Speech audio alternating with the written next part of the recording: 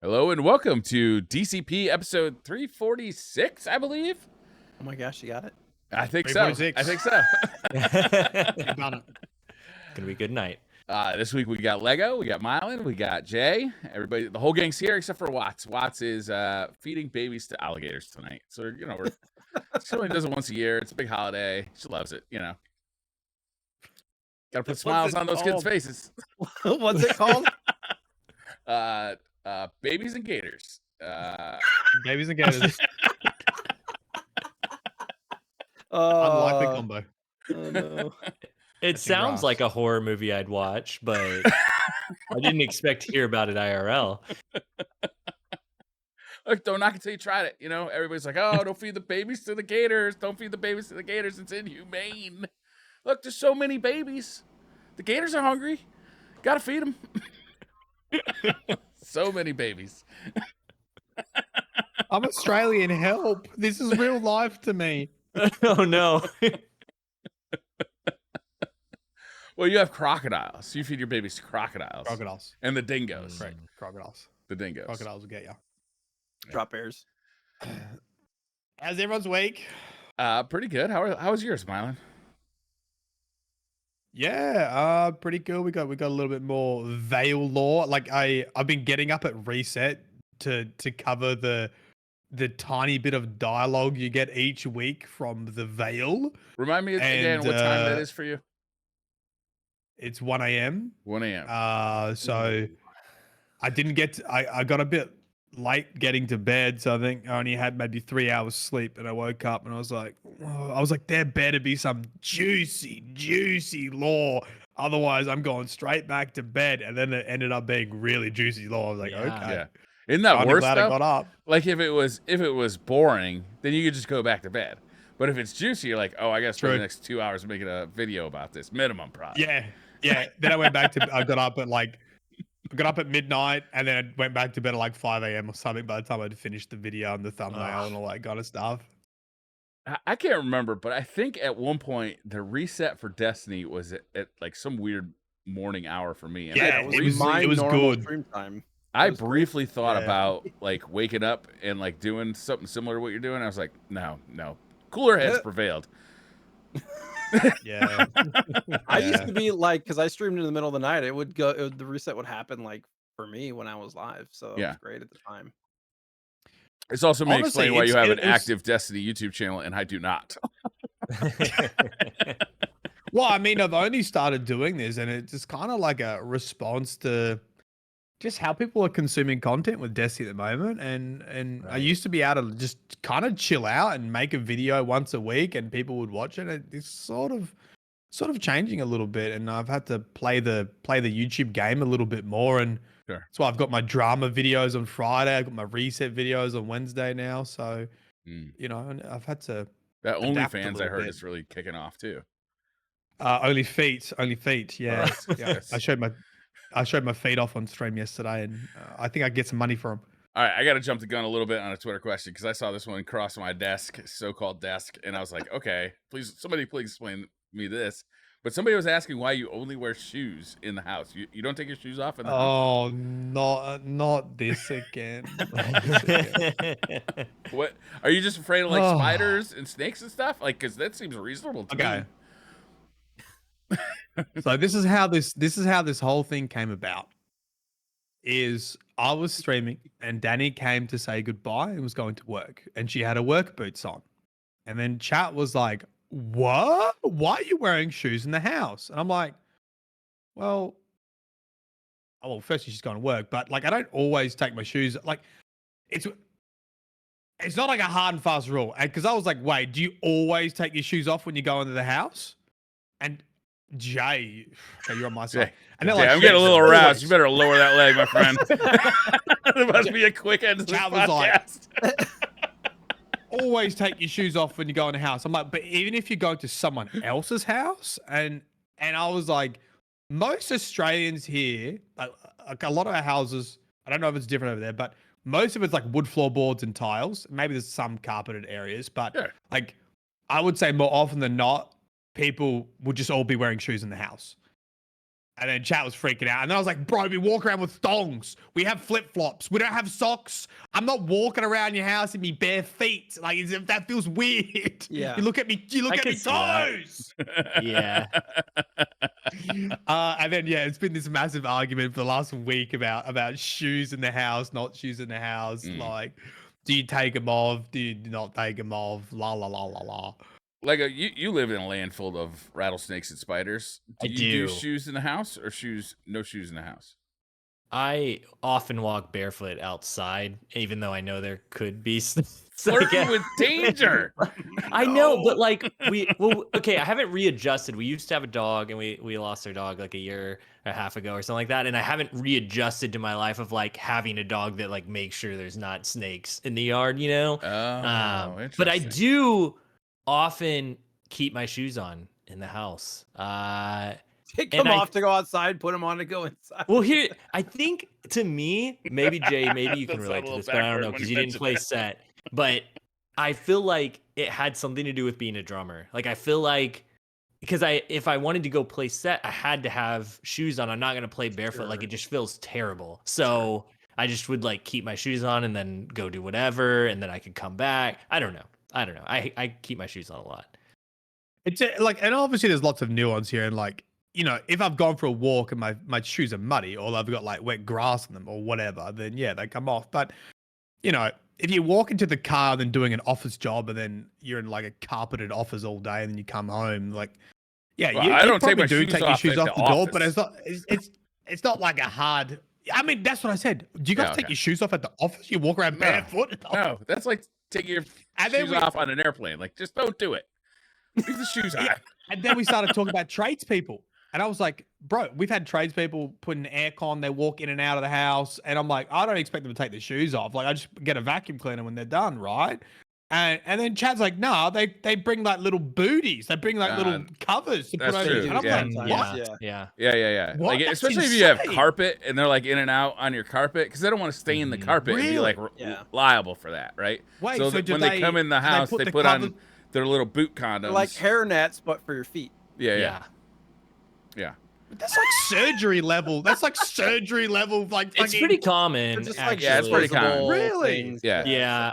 I did a bunch of sign installation stuff. My dad has a sign shop that does like, you know, like hospital sign, like interior signage that have the numbers and everything. And so I would go install those, and we had to wear them like any office we went into, like any construction thing. So what do you do if you're going in and out? So like we had aircon, so the guy's take them off. going in and out of the front door. Yeah. And then in and out of the roof. It's so is he putting them like, on every time he steps in the front door and then every time he goes out? Yeah. Wow. No But wonder why it's so expensive. And then dude's fucking spending 2 hours putting boots on. It's literally like a 2-second thing because it's just like an elastic band with like plastic. So you just like stretch them around your boot and walk in the house. You know, like if you're walking on tile floors, it's probably not a big deal. But like mostly I would expect people to use it if there's like carpeting, so they don't like stain your carpet or get mud on your carpet. I want to quantify mine real quick. So I have 2 reasons. One, I have like kind of messed up structural feet. Like I have flat feet and I have foot pain and stuff. No military for you, lucky bastard. I'm wearing I mean, since I was a kid, like I would, even playing sports and stuff, I'd have all sorts of foot pain. But I was slippers in the house at least. Okay, so some arch support or whatever. I just went and got the kids, and I'm in my shorts and shoes, so I just left them on for the podcast, right? In the morning during stream, I'm usually in pajama pants and slippers. But 2, we have little munchkins, all right? Our house is not clean. Our floors are not clean. We got 2 young children and a dog. There is hardwood floor, like, that's true. You know, like you only can step in cat puke one time before you're like, you know what? It's shoes for me indoors for life. There's like fake. There's always water or dirt or something all over the floor. So yeah, I like to have at least slippers. Even sometimes if I'm walking around in socks, I'm like, no, my socks are wet. I have no idea why.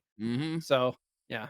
And then you got to change the socks. You can't just have wet socks, right? You cannot relax with wet socks on. It's not possible. You're like, as you can see, not relaxing because my wet sock, even if it's just a spot of wetness. It's like, I don't know what that wetness is. That could be vomit. That could be urine. That could be an ice cube that fell on the floor and nobody picked up. Who knows? But I'm not taking that chance. I probably need to take a shower too. I do prefer to wear shoes in other people's houses too, mainly for foot pain. But if they're like, no, you really need to take them off, I'm like, all right, I'm like, I'll fuck you suffer. then. I'll suffer for you, Grandma. No, Yeah. Yeah, but see, that's the thing. Like, I'm not saying I would. The carpet like, is 30 years like, old. Nobody gives a shit anymore. I definitely would like respect the owners, you know. Yeah, But yeah. I wouldn't actually probably think to ask. Like, if I went to America, I don't think I would think to ask to take my shoes off. But if they said take your shoes off, I'd be, oh yeah, no problem. Like, but no one Usually really they does. will. I feel Usually like most they'll people tell don't you. do that here. You just whatever. So as Like- you can see, it was great content. We've been talking about this for a bloody week. Podcast. Yeah. Usually they'll tell you if they're really bothered by it. Be like, and you can put your shoes right there. And you're like, can I leave them on? They'll be like, please take them off. Like, just... I mean, this is just giving me anxiety now. Like, I'm wondering because I went to America one time, and I'm wondering how many people I've found that just walk around with me shoes. No, people would say. People would say. I mean, if Right. you did that in like probably like Japan, people would probably be offended. Yeah, But around here, you gotta. Yeah, It's the norm is just walk around in your shoes when you have people over. It's there was even like wasn't there a Curb Your Enthusiasm episode about that where he didn't want to take off his shoes, Larry David? I can't. Oh, I'll be interested in I watching haven't that. seen it. Anyhow, that's what's going on in Shoes and Socksville over here. There needs to be more Yeah. like icebreaker questions at the beginning of the podcast before getting into this. Okay, you think so? Yeah, that was Maybe we good. should I do don't like know. I a don't know. Twitter question at the beginning of the show, just Maybe to Oh. get some loosen people's up a little. opinions. Yeah, Yeah. get people's opinions on that. Maybe get feedback. Get some feedback. Yeah, let us know in the comments, which we will make Jay read this week. Yeah, because you know that all the comments going to be Destiny content starts at 1 hour and 40. No, I'm not even kidding. On the Retro Slot podcast, the videos on YouTube, somebody has done that on multiple videos. They Hey. don't talk about Castlevania till 45 minutes into the video. Like, Hey, I appreciate bro, that though. Like as like a podcast listener, sometimes I don't give a shit about like people's shoes indoor Sure. choice. I just You want to should- know you what you should guys put- think about what's going on in Destiny. That's you fair. could segment the video based on what we're doing. Yeah, I could. Oh, no, Intro. we just need to. Intro news. We need to get those people helping the channel out. Just get them to listen to it and write the chapters and the numbers, put it in the There you comments, go. and then we'll There you copy go. and paste in the description. Then Your the job chapters now. are gone. They're done. Yeah. That's your Done. job. Yeah. Done. In all honesty, I do actually like it when people comment those on certain YouTube videos that are like very informationally in depth, but I don't like it when they incorrectly summarize what I'm saying. I'm like, this That's video true, too. is so detailed and you just destroyed it in 2 sentences. You made the opposite point. What are you talking about? Yeah. 2 minutes 20. Marlon thinks socks are illegal in Australia. Like, what? That's not what I said.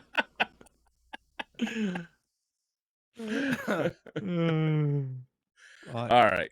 What guess that's is the going week. on in the world of Destiny? There was big lore news this week. We got a TWAB this week. Was there any controversies that we missed out on last week that we need to catch up on this week? Or are we good? Are we controversy free in the Destiny community? I mean, there was the lawsuit Oh, stuff that happened. Oh, that was yes. this week. So What happened there? I missed this. What happened? I did too. So it was the person, I don't know, person who basically harassed and very like as far as I heard, I haven't read all of the stuff, so I'm not gonna summarize what they did, but did some very terrible stuff to devs IRL. I think found they out. they found out where they lived. I think they Yeah. sent pizza to their place to like intimidate them to say like, hey, I know where you live, to sort of give more weight to their like threats, I guess. And so with all of that, the Bungie legal team came after them and set new precedents basically for whenever somebody does something like this to a dev and it affects them IRL and they're actually like could be in some kind of danger. So they actually sued the guy. I think it was in total like 500,000, I want to say. Yeah, won the $500,000. case. It was a Yep. lot. Good. Yeah. Good. Yeah. Yeah. And what's the drama surrounding it? Okay, like most of the content creators online are like, yes, like this should never happen. But then you got the other side of the internet coming in with the but, you know, the way that always happens with dev harassment, you got the people coming in like, but they blank, blank, blank. Like, no, there is no but. Yeah. Like, there is no reason somebody should be harassed in that way. And so, yeah, that is the, like, if you go read the replies to what happened was, what kind of blew it all up was one of the people on the Bungie legal team publicly posted about everything that happened kind of in detail or in summary, and that tweet blew up, and they didn't really expect it to blow up, and they were like, oh, I didn't, like, this is all true, but like, let me describe a few more of the details about what happened, why it's important for the dev industry and all of that. Yeah, one of the things in the document is like, oh, they obviously can't, apart from the fine. Look, I don't know exactly how to describe it. Is it a fine, or is it however they have to pay this money? Yeah, and I think they justified the cost based on Bungie having to provide protection or something like that. I think that's how like they came to some sort of figure of like how much they owed, kind of deal. But they also weren't allowed to obviously harass anyone or make contact, but it also applied to like the community. It was also like, you can't harass the Destiny community or even content creators or devs. And it was like, it was a quite overarching sort of consequences, I guess, from not just, and in general, I think a case that might be set precedent, I guess, for this kind of stuff in the gaming industry. Yeah, someone in chat saying, I hope the dev gives compensation for like emotional damages and stuff like that. And I kind of hope so too, because it's like affected them personally, it happening, but it was the company, Bungie, that was the one that was doing the lawsuit. So yeah, I am, I'm hopeful that this does set a new bar for like, hey, we're not going to have this in this community, but there's just the anonymity of the internet is just always going to create this kind of stuff. It just leaks so far into, I mean, it shouldn't happen at all, but it leaks so far into the real world that it was just unbelievable. So I'm glad to see them go all out on it. Like, I think people make sure you don't get confused by this. This is not like someone giving criticism to Bungie or even saying, hey, your game sucks, like I don't like it, whatever. This is someone who found out their address, threatened their family, and then used intimidating tactics to like say I could do something if I wanted to, so this is not impacting you going, hey, I don't like your game and I'm pissed off and angry, like that's all fine, but this is a crossing the line to the point of harassment, and there's a difference. It's a very relatable thing, really. It's like very similar to people swatting content creators or doing any of that kind of stuff. It's like this weird entitlement parasocial thing that consumers of content feel they have for whatever they're invested in, right? Whether it's a content creator or a game or something like that, they feel like they have the right to like do what they want to somebody if something strikes them off. It's the weirdest psychological thing for me that somebody would feel like they have the right to do something like that. So like you were saying, Mylan, hopefully it does set, or I can't remember who said it, sets a new precedent, right? To like keep people in line for doing these things that are threatening or potentially harmful to people and their families, because it's kind of ridiculous. If you threaten someone in real life, there's consequences for that, right? And you get slapped with, hey, you can't go near them again. Like, you get slapped with charges if you go, hey, I'm going to come to your house and do something. And if you keep making it credible, you get done for it. And I think the same should apply if you're on the internet. You can't just like say to people and threaten people and then say, I know where you live. Like, there's consequences for that.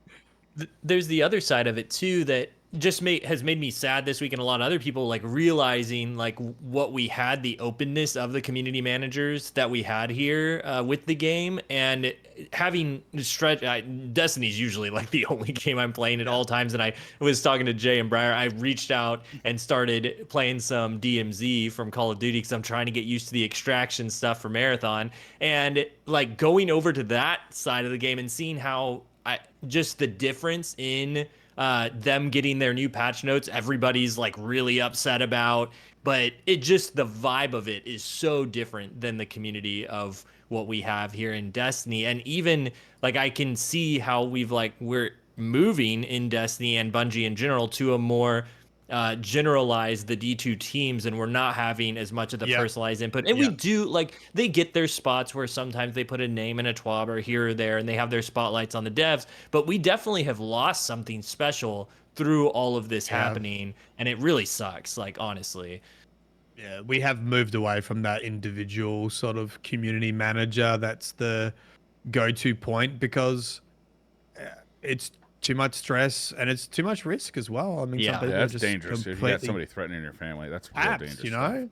Yeah, I do want to. Like, I should clarify. I don't mean that it sucks in terms of like we shouldn't go this way, but like for, like you said, for the like this shouldn't happen, for the protection of these people. It's worth it to not have this individualized CM type leadership. Like I understand the direction. I'm not at all like, I'm just saying like it was really cool what we had for a while. I think everybody feels the loss of that, and it sucks that just people on the internet have to be so terrible that, and not on the internet, like IRL now, there's just people had to do this, and Bungie had to go this far to show that this was not okay. There's a comment here, if we're going to stay on the news topic, and I actually hadn't brought this up last time, but Bungie did do a round table with all the narrative team, and they spoke about retcons, they spoke about Lightfall reception, and what I missed last time is they also spoke about Final Shape and talking about the Vex, which is why you maybe saw a bunch of articles come out about the Vex is after the Final Shape. And interesting conversation, because they're sort of the least well-rounded enemy race in Destiny that haven't had their origin story, so to speak. Hasn't had a conclusion to their story. So I think a lot of people are also simultaneously disappointed, because I think people feel like Final Shape needs to be something more. After Final Shape needs to be something more than like the same enemy race we've been fighting for forever, and that it probably needs to shake it up more than that. But and I kind of agree, to be honest. I think I'm really looking forward to the August showcase event. Like I'm interested to see what they say about Final Shape, and I think if it is the Vex and a similar formula, I don't know how they're going to capture people's attention still, but I'm interested to hear what they plan for sure. Yeah. I'm in agreement. I really hope that they don't stick with the Vex is the main overarching thing, which I feel like they've got to switch it up. They've got to do, because even with the basic races that we started with Destiny, we've expanded from them, and none of them were the big bad of Destiny 2. It ended up being kind of the Witness, and so I'm curious. I feel like it would be hard to replace that with with the Vex, who we've been with this whole time and have had like such easy encounters with at this point. Like, to not saying it's like easy, but it would be hard to make them as menacing as something like the Witness at this point. Yeah, there's a lot of talk of how you make like these emotionless robots have emotion to make them engaging as a narrative arc, and typically they're sort of these time lords that haven't been able to control us because we have the light and paracausality and darkness and all this kind of stuff. And so, you know, they've conquered all these other timelines but can't get us, kind of deal. And then they've sort of been wielded by other characters, like, you know, Savathun having Courier Blade transform. So they've always been a bit of a side piece. So yeah, maybe that's how they're going to bring the Vex back in and get you interested in post-Final Shape, solving that problem in an interesting way. I do agree with you guys. I'm hoping to see Destiny evolve post Final Shape, but the Final Shape is about the end of the light and dark kind of chronicle, right? Like the story of Light and Dark. Yeah. But that doesn't mean that we're not going to see characters and races continue after that. This is really, I mean, to me, it's really shaping up to be, a battle between us and the Witness. Yeah. And does the Vex have any connection to the Witness? The Witness controls a small sect of Vex, like the Black Garden ones, but not overall. What's the chances that they do a spin with the Vex similar to how they've done with Cabal and Fallen at this point, where I don't know if they do a full origin, but potentially have them kind of join our side to battle? It doesn't feel right. It doesn't feel right. Well, to me, like, just in a tie a bow around it, we have some Fallen on our side, we have some Cabal on our side now. If we get the Vex on our side, it's almost like a complete flip of like all we've had in Destiny up to this point. And to me, it kind of feels like it's leading that way. And potentially, even though our enemies become our friends to battle. Even though there are factions of Vex, it just doesn't feel like they're always meant to be like this, like emotionless robot, who almost like Borg, like that. They don't give a shit about us, except for the fact that we're in their way. Yeah, I hope. I'm kind of fatigued on the whole. Like I know it makes for good stories when you feel empathy for villains and you kind of need to give them backstories and that kind of stuff. But I'm also kind of just want a big baddie that fucking. Sometimes you just want to kill fucking Nazis, man, and not feel bad about it, right? Yeah. Sometimes you just want to kill fucking bad guys. Yeah. So I'm kind of hoping the Vex will just be that big baddie that's just like, we just want to win. I got no sad sob story for you, bro. Who's I just want to rule the universe. Do we know who's controlling the Vex, like hive mind style, or because they have to be connected to something, right? Okay, so this is my speculation and cynical side of the reason why I think and I actually said before these articles come out, I said I betcha they retconned the Unveiling Law book because that had the origin of the Vex in there, and they wanted to do something with the Vex, and the Vex are the least sort of explained enemy race, and so they needed to get rid of that so they can then go somewhere else and have someone control it or do something more interesting with them. Because in the Unveiling Law book, it gave an origin story of the Vex, and they are trying to maintain the pattern. They were just born out of the chaos of light versus dark, and the pattern was about that kind of balance. So it kind of made the Vex feel like they weren't really an enemy. They were this force that was trying to restore balance to the universe kind of deal. And it didn't matter if we thought we were the good guys. Like, Guardians are quite unbalanced in regards to what we do. And I feel like they wanted to wipe that out to start over and have something go in a different direction for the final shape, and they could introduce anything they wanted after the final shape. We talk about robot races like not being interesting like in this context, but there's been so many forms of sci-fi media that have had like the best mechanical enemies, like the Borg in Star Trek or Battlestar Galactica. All these ones that are super interesting the way they flesh it out. So there's still so many possibilities of what they could do, and if they were born out of the fight of light and darkness, as you said, Mylan, then when that is over, what becomes of them could be like the next chapter. That could be. I would enjoy a story like that, like after the final shape is like, okay, now it's really between us and the Vex. Like, let's make this happen. It's us or them for like this year. That'd be cool. Yeah. I mean, they were created by somebody, right? Do we know, like, because they're machines? Yeah, there's it's all in the Clovis Bray law book. There's like a planetoid place that makes the robots themselves. I don't think there's like I haven't looked at my Vex lore in a long time, but I think there's like a puppet master, so to speak. I'm really it's curious. Just like the Vex hive mind kind of deal, and trying to restore the pattern. It's all about the pattern. Got it.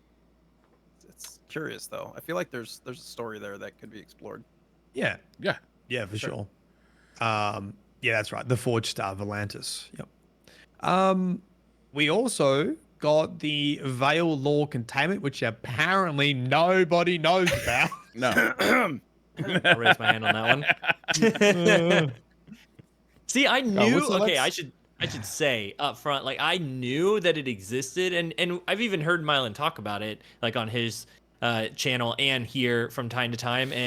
But you're so caught up in the weekly stuff, the big stuff, that until this point where the weekly stuff is over, you're kind of like, oh yeah, there's this other thing that started this season, but they don't like it's not like a quest on the top of your page, or like there's no big indicator other than all your other quests, which I'm sure if you're like me and just a regular Destiny player, you've got all these quests kind of piled up that I'll get to that eventually, and it just feels like another one of those. And actually there's like super important story details there every week, and I just go to Mylan's channel to listen to him now.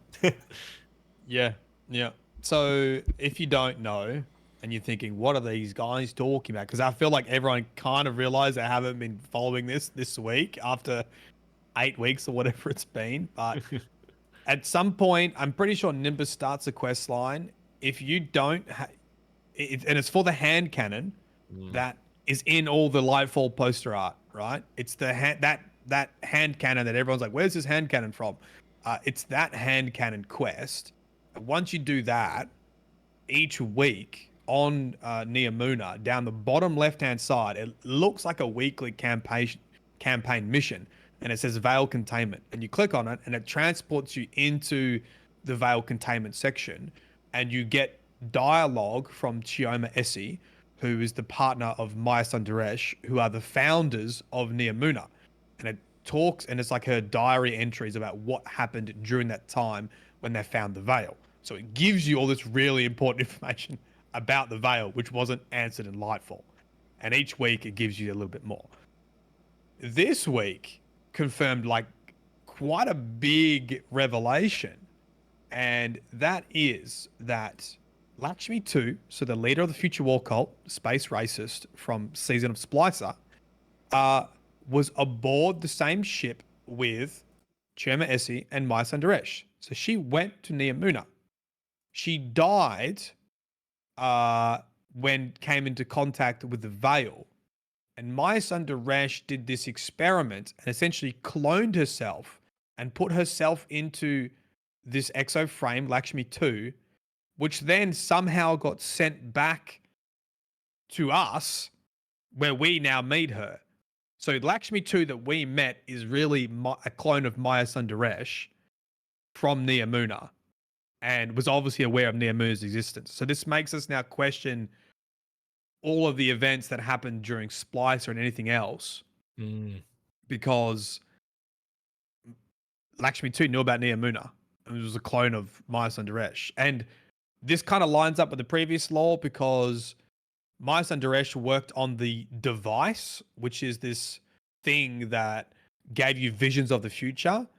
And Maya Sundaresh has been acknowledged as sort of the original founder of Future War Cult, because she had input into developing this technology. And then obviously Lakshmi 2 uses it. And now it's like, oh, that makes sense that she uses it. She knows that it exists. Like, she worked on it. Like, it was a clone of Maya. And then now you're thinking, oh, okay, so Savathun knew the Veil was on Neomuna. Did Savathun know that Lakshmi 2 was a clone of Maya, and that's why she corrupted her to take her out, to prevent the Veil getting to the witness?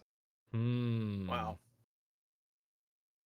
Dum Where's dum my dum. Wow. There's so much that there. That is a lot to unpack. That's a lot to unpack. So do you think that Lakshmi 2 like remembered everything from being Maya Sundaresh?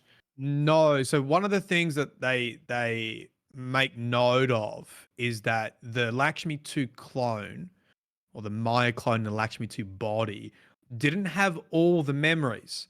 But they dropped this very interesting line where Chioma, because Chioma's is like Maya's wife or partner. I don't know if they got married. So she's their partners, right? Chioma Essie and Maya. And now she obviously sees his clone, and it's her partner.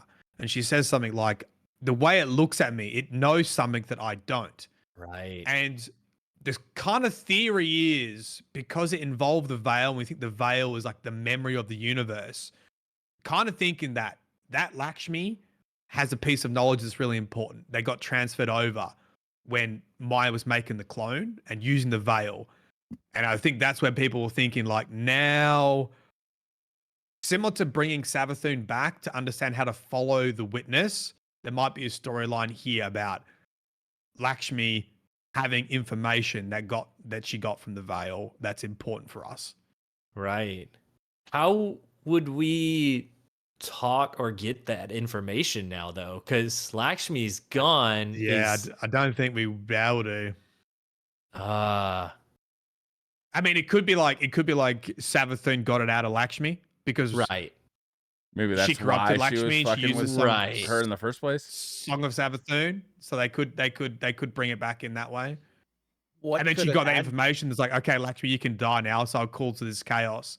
Like, Right. now I hold the information, which I'll use as a trump card to get my revival. That actually makes a lot of sense. I think that lines up pretty good. Yeah, so it's pretty cool. It's pretty cool. And and people are like, oh my god, it's just a retcon. I was like, no, this is a good example of evolving a story, of using what was previously written and not necessarily contradicting or rewriting it or saying, and still the same function of it's just perspective. Like it's written from a different perspective, and now you just have another side of the coin that you can see. And I think this is a good example of, not being a retcon and evolving the story from previous lore. It's going deeper. The one confusing thing out of it for me was because the original, the device was connected to the I'm blanking on the name of it now. The the butthole in your drawings. The veil. Who told you about those? No, I don't. Yeah, the butthole. Yeah, because when I draw the veil, it looks like a butthole. Purple butthole. The veil. No, I don't think I need to revise on the. No, the device was developed before the veil. Okay, that's what I was confused about. I thought it was hooked up like when it was working to the veil, but no, the device can operate separately than that. That's why Lakshmi was able to bring it to the tower or wherever she had it. Yeah, cool. It says yes, it was. No, I think we're talking about different devices. There was one that Maya developed when they discovered the veil and used to the chorus and to like transfer memories and whatever. And then there was the device that my son Daresh developed before the collapse. Okay. In Lhasa, yeah. Yeah. All right. One's the veil interface and one's it's literally called the device, the future war cult device, yeah. Right. What are the chances of them bringing back factions with all this stuff in tow? I don't think factions, as so to speak, but like I think Future War Cult's obviously that is easily the most interesting faction. And let's face it, if we get Lakshmi's actress back, like such a cool voice actress, like I'm down for that. I mean, she got a lot of emotion out of the community, but is Lakshmi 1 like gone, like for sure? Like, is that like just a pre-version? Because it only talks about Lakshmi 2, right? Yeah, so we had this big discussion, like, where's Lakshmi 1? Was she Lakshmi 1 first and then got transferred and became Lakshmi 2? But the way Chioma says it is she only ever refers to Lakshmi 2, which kind of implies that, like, Lakshmi was already Lakshmi 2 when she was aboard Exodus Indigo and went to Nia Muna, and just they kind of kept that naming convention after she died and then got made into a Maya clone. Was she Lakshmi 2 as far as we've known her, like Destiny 1? Yeah. Okay. Yeah. She's always been Lakshmi 2. I love stuff like that. Like you were saying, it's not literally retcon, it's like deeper information, because they kind of did this with Clovis and exactly in the tower, Gunsmith. So and they did this with Witch Queen too, where they took the Books of Sorrow and they just twisted it a little bit and they added the other side that we couldn't see because we could only see it from the Hive's perspective, and they, revealed, oh, the witness, told this lie about the God Wave, and that sort of made this cascading event that led the Hive down this fucking path of conquest for millennia. I'm excited to see where this goes. The Lakshmi stuff. Yeah, me too. It's interesting. Me too. So just don't forget to go weekly. You pick up your bounties, bang, you go to Veil Containment Law, and then go, huh? I don't know what's going on. Then go watch number 6 law YouTuber.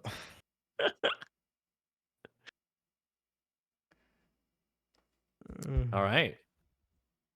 Should we move on to Twid? Twid. I'm still not used to that, man. No. Feels It's gonna wrong. take me a while.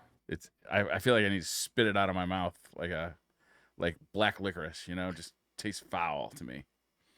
Yeah. Yeah. Do you want me to just run through it, Briar? Sure, Or yeah. Do you want to? Yeah, Okay, please. cool. Have Let's at do it. So, first up, we got Bungie Day Giving Festival. It's continuing on in its second week. They're starting their prize week, kicks off today, and it's also the last day to submit emblem submissions for raising money, I believe. But they're starting prize week, and so they'll be just look out for that. They have all the prizes listed here for different donations. And it's any donation, minimum of $1. So they have the You can full enter schedule. once a day. Yeah. Yeah, up on the Twid. So be sure to go check that out, and they've got the rules there and everything. But along with that, they've got a huge mid-season Crucible update information. It's not like it was they announced last week all the changes that were coming. This week in the Twid, it is gonna be more along the lines of just different Crucible tweaking that they've done, and some of it's kind of interesting, but I'll just kind of summarize some of the changes here. Nice. Comment. But before I do, does anybody else want to say anything about Bungie Giving Day? Those prizes are No. pretty dope.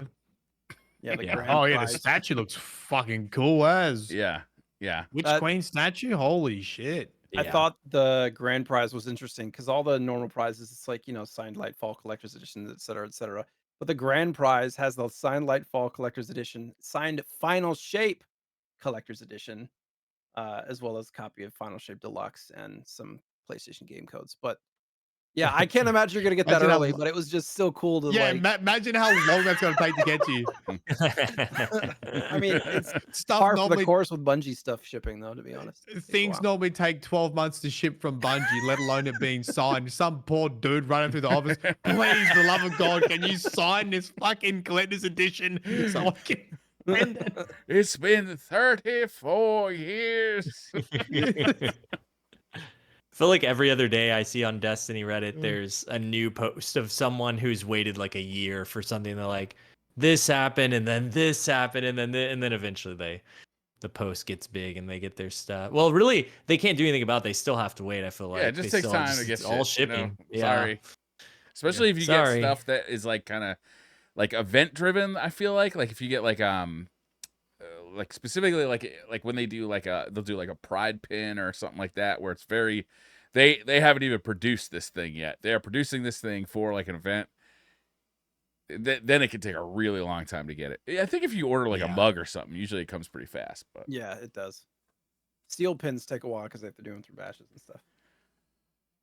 But next up, we got the mid-season Crucible stuff. So it's just a few extra changes here. The big ones were, well, one big one, Whisper of Chains. They're reducing damage reduction in PvP from 15% to 5%. That's on when you're around a crystal.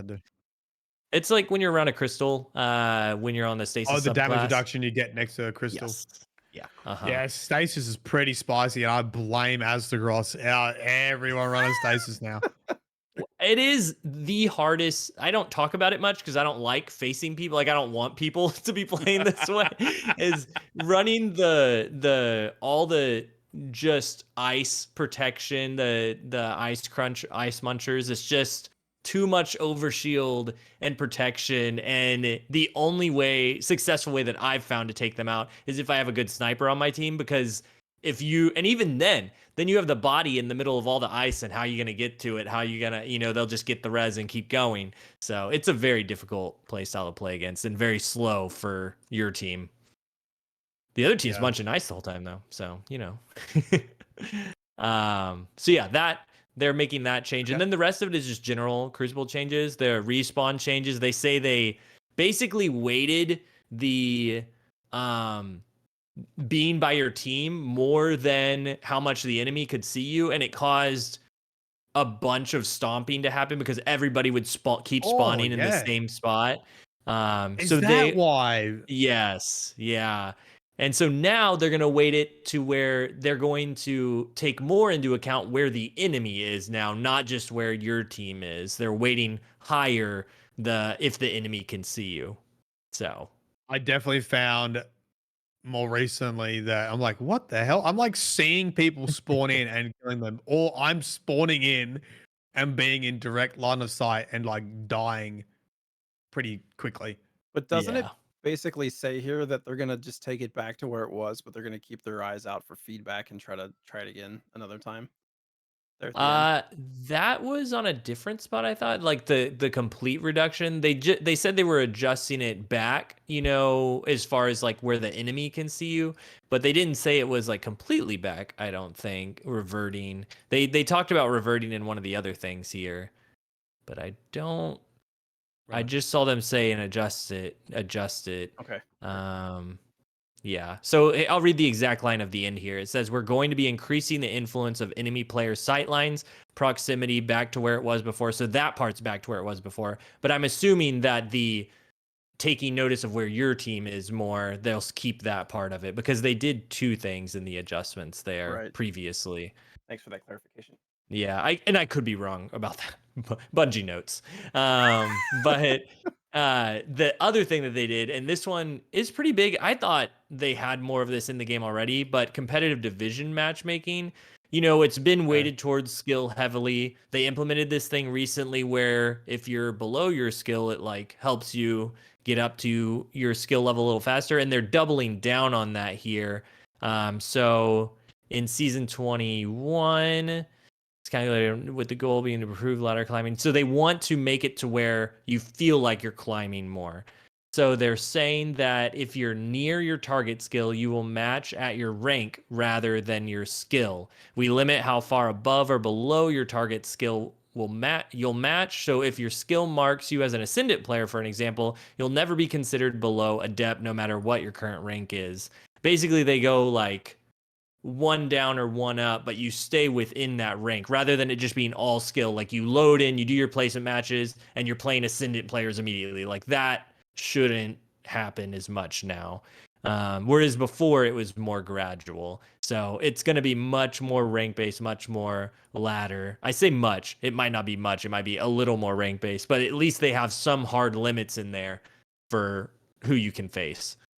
They didn't really mention any change to the frustrations as to like how many points you lose versus how many you gain, it seems like, which is like a big piece of feedback, right? Well, they didn't mention it. So, but for the future. So they say a few changes we're considering for the future. And the second one is loosening up on the division points throttling we do if you're too far above or below your target skill. So that's like where you go in and you only get 5 points, or you lose 200, like it's very intense. So they're considering loosening that up on a future season, and considering adjusting the rank skill limiting so that it doesn't limit you at all. If you're above your target skill, it'll just do your skill if you're like way above where it thinks you should be. So, but the points is something they're considering, is the point. Do you feel like this is the right way to do it, or would you rather just have pure points like rank ascendant stuff, similar to like how Halo was or how some other games are, where everybody's in the same field to start, and then like as you get better, you climb, and if your skill is lower, you kind of stay towards the bottom. If it's higher, you get towards the top. Personally, I feel like a little bit of this is fine. It's just how tight are they doing it? Because I don't want to play someone, even at the beginning, I don't want to play someone like I just jump into comp for the first time. I know I can get ascendant, but I don't want it to throw me against a bunch of silver, whatever the bottom levels are immediately. I would rather, or even if, you know, they are that rank, but everybody starts in the middle or something like that. Like, I don't want to play those players. So a little bit of that banding is fine for me to like put me in that spot. But I don't want it to be so much so that I never feel like I'm climbing. I think that's the key thing. Right. And that's why I'm Yeah. glad that they mention that they say, we recognize you don't feel like you're climbing the ranks, and we want you to feel that way. And that's the most important thing for me. Yeah. Sure. I mean, that's what people expected from a ranked thing. Is like you face people at your rank, and then if you're better than them, you beat them, and then you go up to the next rank. Yes. You know, like, and there was all these other stuff that was happening behind the scenes, matching your skill, and I'm glad they've walked it back a little bit. I still think that any issue with matchmaking is always going to be exaggerated by the player population, and I don't know about you guys, but here in Australia, the player population is fucking abysmal to play competitive. Like, I literally can't play on stream because I just can't get matches. So I don't know if this will change for that. I don't know if will help out or make it worse. But, you know, I think they can tweak. This is a good tweak, but I still think that competitive needs like more of a reason for people to go into it. Right. I think that's the key there. Is it's not so much what the game feels like, because I feel like they're getting closer and closer every season to what I would want COM to be, but the incentives aren't there to go in and do it. Like, yeah, me as a player to see where I want to see where I could get. Like, I'll do that. I did that last season, made it to Ascendant, and I'm like, okay, cool. And then I'm kind of, what's the incentive to do it again this season other than an emblem? Or like, what about the players Yeah. who can't make it to Ascendant? I still want to give them a reason. Like, what if they can only make it to Adept? Like, they should be proud of that and not have the end-all be-all emblem of Ascendant be the only thing they get from that experience. I know that there's a weapon in there too, but outside of that, you know. Yeah. I mean, like, take, for example, Trials. I played a fair bit of Trials last weekend, and it was the last weekend for Immortal, right? So maybe there was a bit of a player jump in there, and definitely felt like as a solo player, I was having a lot more all solos, whereas previous weeks when it had been lower pop, it was a lot of like duo solos. So I was always on a team with a duo and another team with a duo solo. Whereas this week I felt like I actually got a lot more just solo matches, and everyone was That's just running cool. around everywhere and hardly any coordination. But I mean, that's just the impact of player population on your matchmaking. Yeah, actually, I'm glad I saw Physics in chat here. Real Physics, my podcast host buddy from Destiny Massive Breakdowns, and I bring that up because there's something he would always bring up is the next point here: dynamic skill ranges. He would always be like, "When is the dynamic skill range change coming?" Because they mentioned this a long time ago that they were looking into those smaller population ranges of the high skill or the low skill, the ones that don't have as many players playing in them, and it would take them so long to find a match. So that could even play into a factor of your games as well, Mylan, like on top of the location. But we just hadn't heard anything from it, and we were like, is that here? Like, because some of these games take a really long time, what's going on? And it says that dynamic skill ranges, so they finally have an update. The feature was designed to equalize matchmaking pools during low population times or in low skill brackets. They turned it on for a second, and then it broke everything at the beginning of Iron Banner a few weeks ago, and they turned it off immediately. They were like, this doesn't work, flipped it back off. So they're working on fixing the bugs, and they're hoping to redeploy it in a future I'm season. interested. I'm interested to see how that goes. Yeah. Sure. Yeah. Like, Yeah. I mean, I was playing Iron Banner, right? So a popular mode this week, and I was, you know, in Oz, and obviously, like, I don't play during on peak times, but we were waiting, definitely outside what Bungie would want to hope for their matchmaking times consistently. Like, we were watching full on YouTube videos, like 5-minute videos between matches, you know, just sitting in orbit. Yeah. Yeah. I hope to see this soon, because I feel like there's a lot of promise in something like a dynamic skill range matchmaking thing. And all of these are good changes. They are all just like slowly coming to fruition. I think the rewards really is like the biggest thing for me out of everything here that I would like to eventually see more of. I'm curious, before we move on, since we're on like the mid-season patch that is coming, this coming Tuesday with Solstice, which is later on here in the TWAB. But did y'all talk at all about? I know TV probably dove into some of the weapon stuff that was going on, but specifically the bows, I was pretty pumped about to see bows and Gutshot Straight getting adjustment last week was pretty exciting to me. Which bows were getting the adjustment? The fastest firing ones, right? Lightweights, yeah. So we got the bow from Last Wish, and we have Tripwire Canary from a few seasons ago, and Whistler's Whim from Trials of Osiris are all going to be pretty banger. They've all got really great options. I'm excited to see those actually get some time. I'll be waiting for the video, mate. I'll be waiting. Yeah. You already have half the name. Just go Legolas on us, you know? Yes. Yeah. I get that. I get that frequently. Next up in the TWID, Witherhoard winner. They shared the community voted ornament for Witherhoard, and it looks awesome. Yeah, actually. it does really look good. Was it really ever in question? Is what's going on? I don't in my think mind? so. Like, it was so good. It was looks they incredible. were The other all ones were solid, good, but yeah. this one was. It just felt anything that glows right is with always the going to get a season. win, right? Well, it's the water season too, so it just Yeah. felt topical to me. Yeah. Yeah. Now Bungie needs to nerf Witherhoard into the ground so no one ever uses it.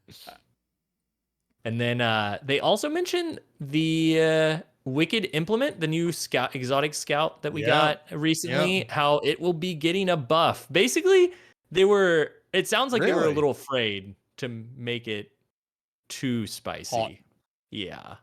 And I could see why, because that perk could get out of hand really fast. But also, why not make it really great out of the gate? Because it's a scout, and how often are people...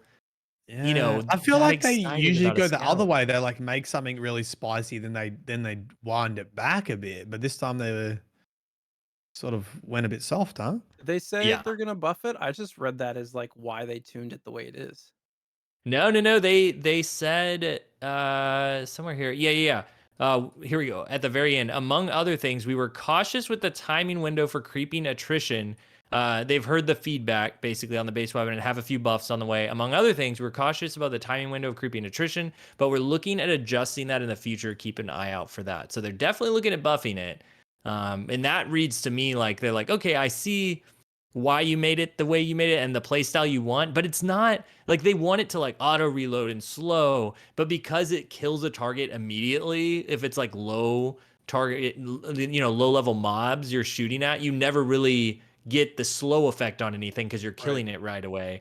And the idea is to keep going and killing those enemies because you're reloading it. So I don't know. Like, to me, the flow doesn't feel completely right with it. And if they do buff it a little bit and have that slow come in a little bit faster, that would feel pretty great. But also, I am a PvP main, so, it's not the best over there. Have you gotten the catalyst yet for it?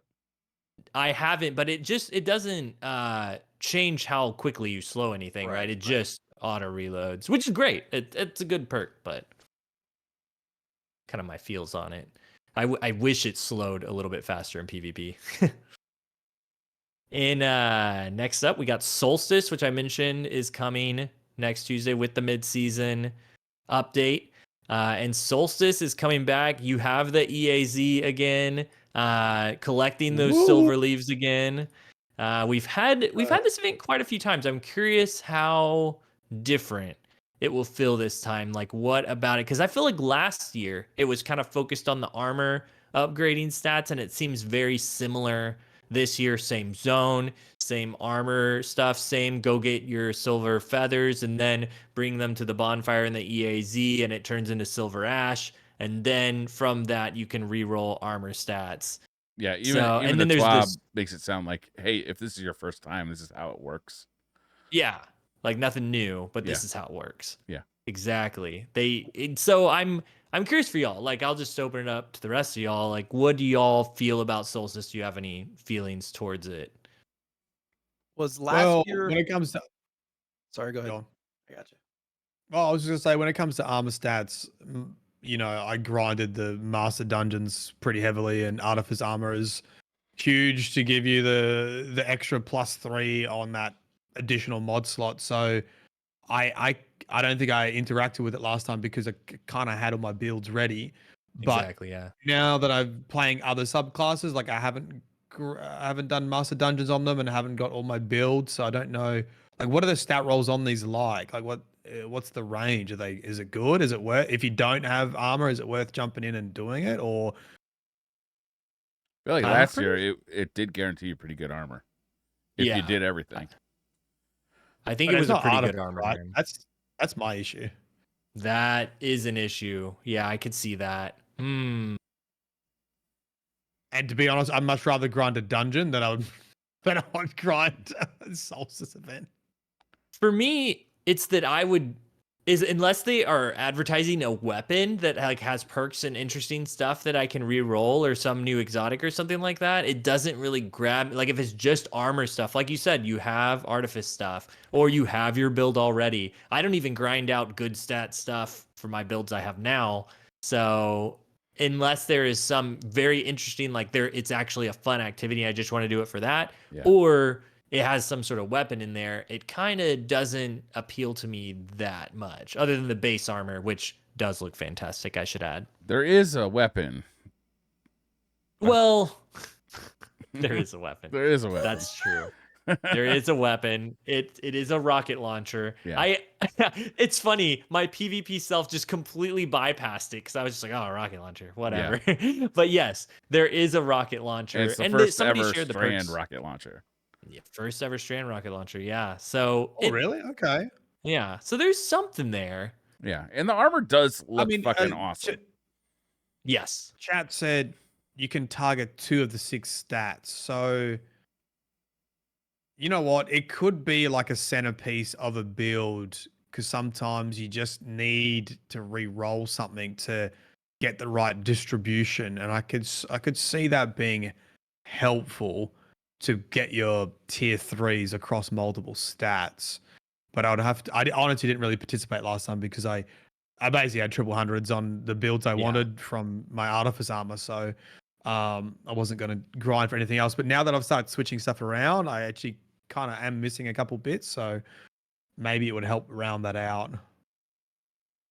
Was last year the year that they changed the way that you upgrade stuff and they made it a little bit easier to do that?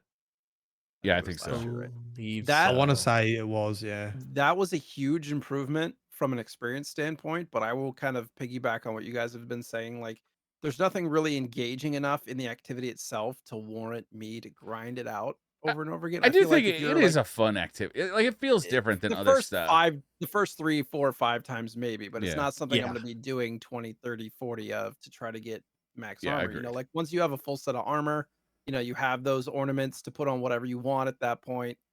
And unless you're going for a specific role, that weapon, it's you know, it's more of the same unless you know want the what? title or that kind of stuff. Yeah. Oh, we can sort of see the archetype of that rocket launcher. I It's a I don't know off precision, the top I of my head. think. Yeah. Yeah, precision, is it? Which has Yeah. gotten better recently. True. Yeah, it's not like the best, but it's gotten better. I will say I want to echo a few things. One, the armor looking awesome. I do think it looks great, and that's the one thing I'll play the activity for. And I do like the activity. Like the EAZ is a fun area to play in. It's just a cool, unique look. And so I'll definitely do it a few times just so I can grab the armor at least once so that I could transmog it later if I want to. And the rocket launcher itself looks pretty awesome as well. I love the feel of it. It kind of looks like the Japanese art of like remolding something with gold, you know? Oh, when they like repair stuff. Yeah, where the way they repair it, it kind of gives that vibe, and I really like that a lot. Kind of looks like a warlock rocket launcher to me with the yellow. Now I can't get it. Now I can't go after it. Why'd you gotta say that? Why did you have to ruin everything, Jay? Pittsburgh. I'm definitely picking up like fancy pirate theme from the armor. Yeah, there's something kind of regal. Yeah, like we're like not a regal pirate, you know. it's more like that are the admirals hunting the pirates. I don't know. It's cool looking though. Yes. As a marching band nerd, it looks like something I would have worn on the field. Yeah, it's a little steampunk too. Like it's cool looking armor. It's cool stuff. This is one of the first times they didn't give us a full body look at it too. It's just the upper half. I don't know if there's any other promotional materials out there, but as far as what they showed in the tweet, it's only like the chest up down, kind or of. chest up. Yeah, the legs are gonna be terrible. It's just gonna be like I know. fluorescent, you know? Listen, legs can make or break a thing. That's Sure. all. That's all I'm saying. Don't skip leg day. Yeah, Chad has it right. Chad said navel. Yeah, that's what I'm thinking. It's, Yeah. it's Yeah. like old school navel. Yeah. Yes. Yeah, admiral. that's good. But no hats. No like sea Oh, hats. it would be cool if we had like big sea hats. You're right, Jay. You unruined it. I'm just ruining everything tonight. It's great. Was that it for the TWAB? Anything else in there? That's pretty much it. There's fishing tournament results. There's the art of the week, and yeah, that's pretty much it. They a reminder that it's the last week Hundry is in rotation in Nightfalls. A little Dead Orbit name drop there too. Speaking of factions earlier, and yeah, that's it. Oh yeah, of course Destiny 2 showcase. They got to keep announcing it because that's coming soon. I'm so pumped for that. Yeah, and rightfully so. Like it's everything we've talked about. Most of today's discussion in the beginning of the show was about like what could happen after the final shape. So we're gonna finally get some eyes on that. Either you're gonna see Destiny 2 content creators going, I'm in, man, after Final Shape looks so good, or you're gonna see a lot of videos about, bruh, you're gonna see some changes on the channel soon.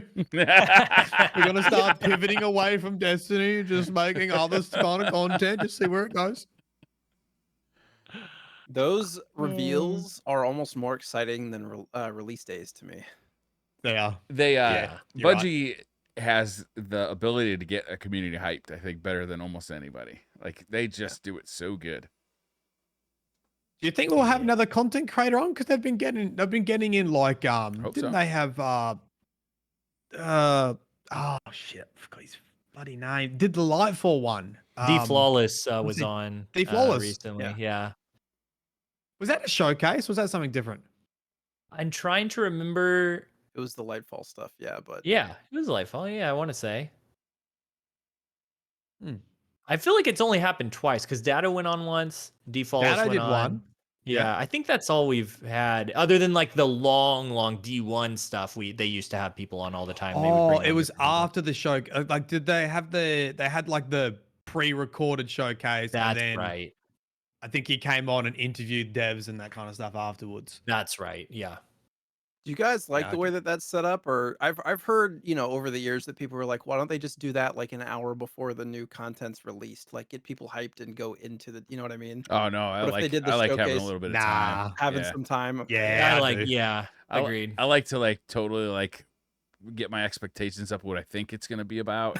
And then be disappointed. And have it be crushed by release day. Yeah. I just think there's a tasteful way to do it. I like having some time to anticipate.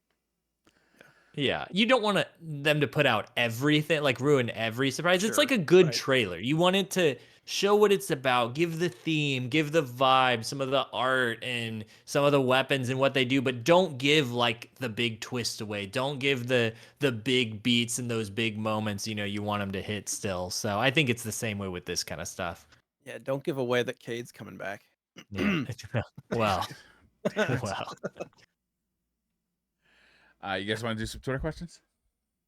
Let's do it. Yeah.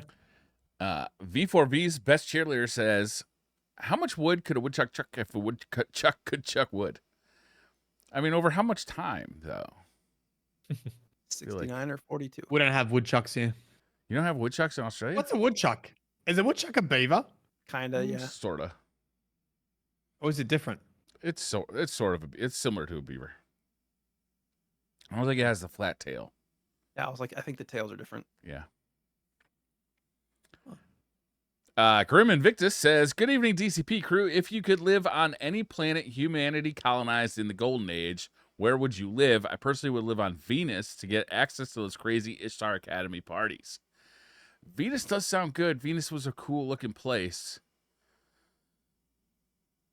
And it was the most like birds and stuff flying around. Yeah. It felt the most Earth-like, to be honest. Yeah. Mars, I feel like all of tropical. Mars looks the same, so you'd get kind of sick of it after a minute. I mean, Mars is like if everywhere was the beach. It's just sand everywhere. Yeah, but no water. Some space balls. Titan was just a methane ocean, so outside isn't going to be great. Nah. Uh, What's Io? Isn't Io the place where the traveler for like it feels like Io is like the spiritual, like mental relaxation zone, like pre, all the True. destruction and everything. I feel like that's where I would want to go to just chill, Okay. Or Dreaming City. I mean, does that count?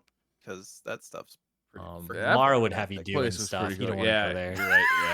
you're right. You would not be welcome there, to be honest. Yeah. My queen, my queen.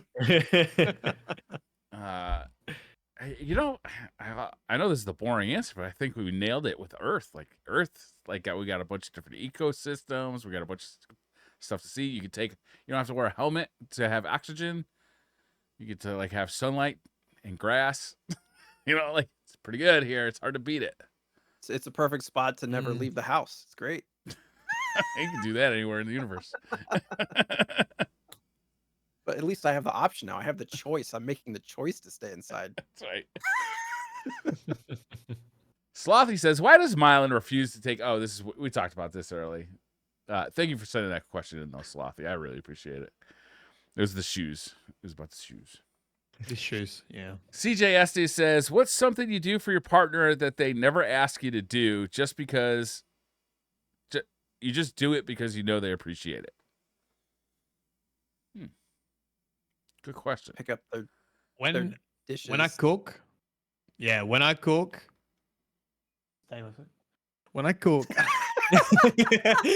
when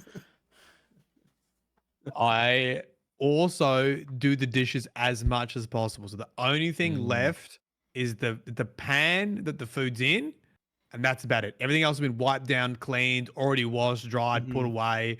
So when she finishes dinner, all you got to do is like wash down one pan. Yeah. That's about as much as all I can offer.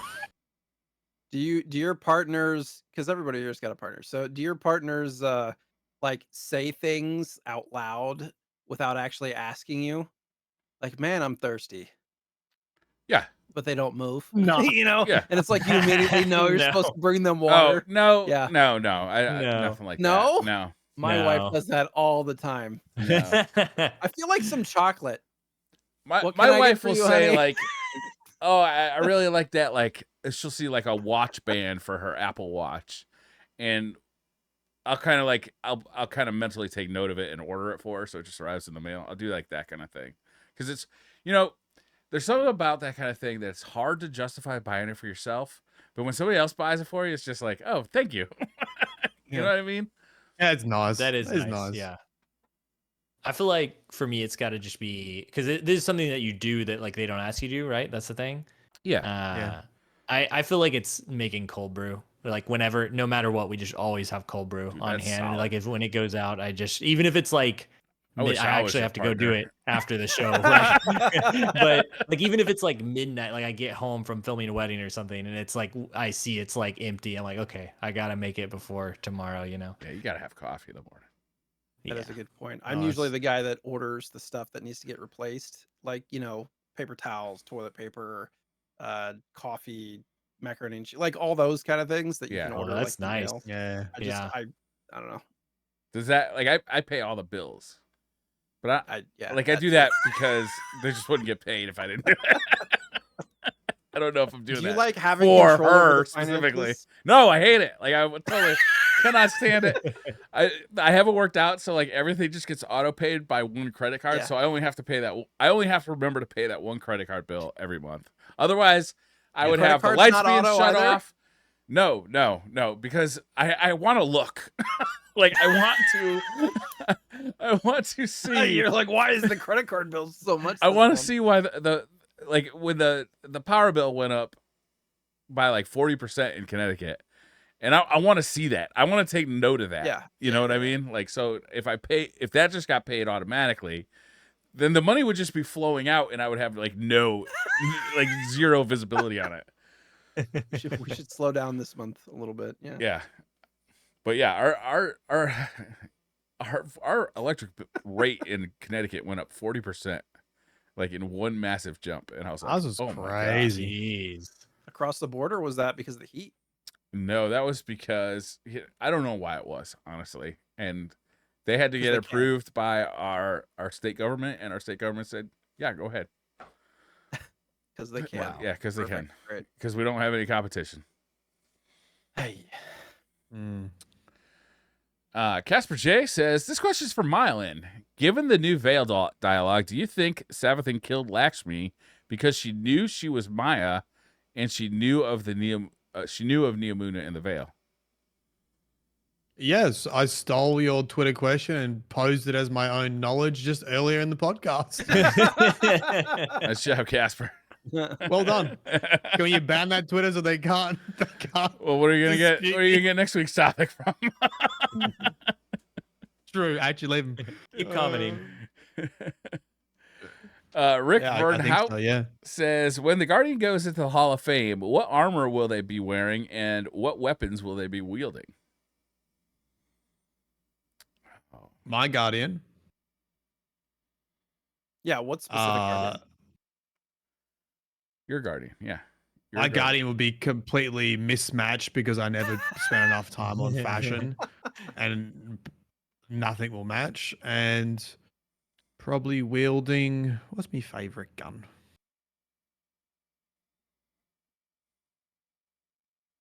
I have to look it up. What do I keep using? My Guardian would be wearing the original Year 1 Trials of Cyrus gear because I still think that looks awesome with like that kind of like mummy that's a good wrapping. call. It looks so cool. But I'd be using a gun they'd have a gun from Destiny 2. I think it'd be the Midnight Q because I also thought that gun was fucking awesome. Maybe I could Go. have the Volta glass gear because that was always really some of my favorite with the gear. The white- Volta glass armor. With the white shader. What was that called? The white shader? Shader what? Shader. Glowho? Is it No, Glowho? that was- that was SB1 Crota, wasn't it? Chatterwhite? Yeah, Chatterwhite. Chatterwhite. That was I was saying Chatterwhite, Shader yeah. one. Yeah, that'd be cool. And maybe Colony. What's the one that shoots spiders? Yeah. And then I could just have spiders all over my statue just to acknowledge the Australianism. I like it. I just want like the biggest, longest weapon I can find. Don't we all? Black Hammer. That's pretty big. Probably some kind of sniper, yeah. I don't think. Oh man, I would have the escalation protocol from Mars armor on my hunter. It's very that's cool. good. And then because you can mix match it with some of the other stuff I've got, like the yellow lines going through it all, mixing with some of the other armor, and it's just my go-to. I keep going back to it. And then probably, somebody said Lubray's Ruin. No, not Lubray's. Probably Farewell, the Season Splicer sidearm lightweight. And God, it's hard to not say Arantel, but it's going to be Cartesian Coordinate because the Rumble grind. I have to. Like 20,000 kills in a season. Can we wear Jeez. all exotic armor in the Hall of Fame? Just Probably. Sure. get ourselves out. Hey Blaze says, when's the last time you used in-game public voice chat? As streamers, I suggest Yesterday. I would imagine never. Exactly. I used it yesterday. Yeah. Yesterday? Because No- you had to. No one or else because you talks to you though. wanted to? Like no one really has it set to be on, and no one will Yeah. really say anything. And the one time someone responded to me, that wasn't from Twitch chat, wasn't Twitch chat like trolling me. I asked if they were familiar with my content, and they said they watched Bife, and then I made up a story about how I met Bife, and he was really rude to me and ran away. He's like the nicest guy. Yeah, he's the nicest dude. I was like, oh, bro, I saw him at a no. convention. I tried to say hi, and he pushed past He me. big timed you. He's like, I gotta go. I gotta go. No. Creating Bife haters. Oh god. Bife would laugh at that. He Bife, probably that's would, how yeah. nice he is. I think the last time that I used the invoice chat was when I played something on PS5 and didn't realize you had to manually turn the microphone on the controller off. Oh, interesting. So oh that yeah, I got on PlayStation 5 and I was like, hello, can anyone hear me? No one was responding. the mic on the controller. That's good.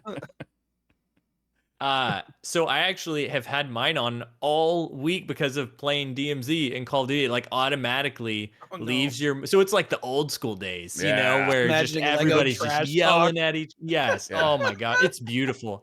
It's Yeah. like I look back on that and think of it as terrible, but playing it again now, it's actually really hilarious. Like people it's fun. and the system in DMZ too is where you can.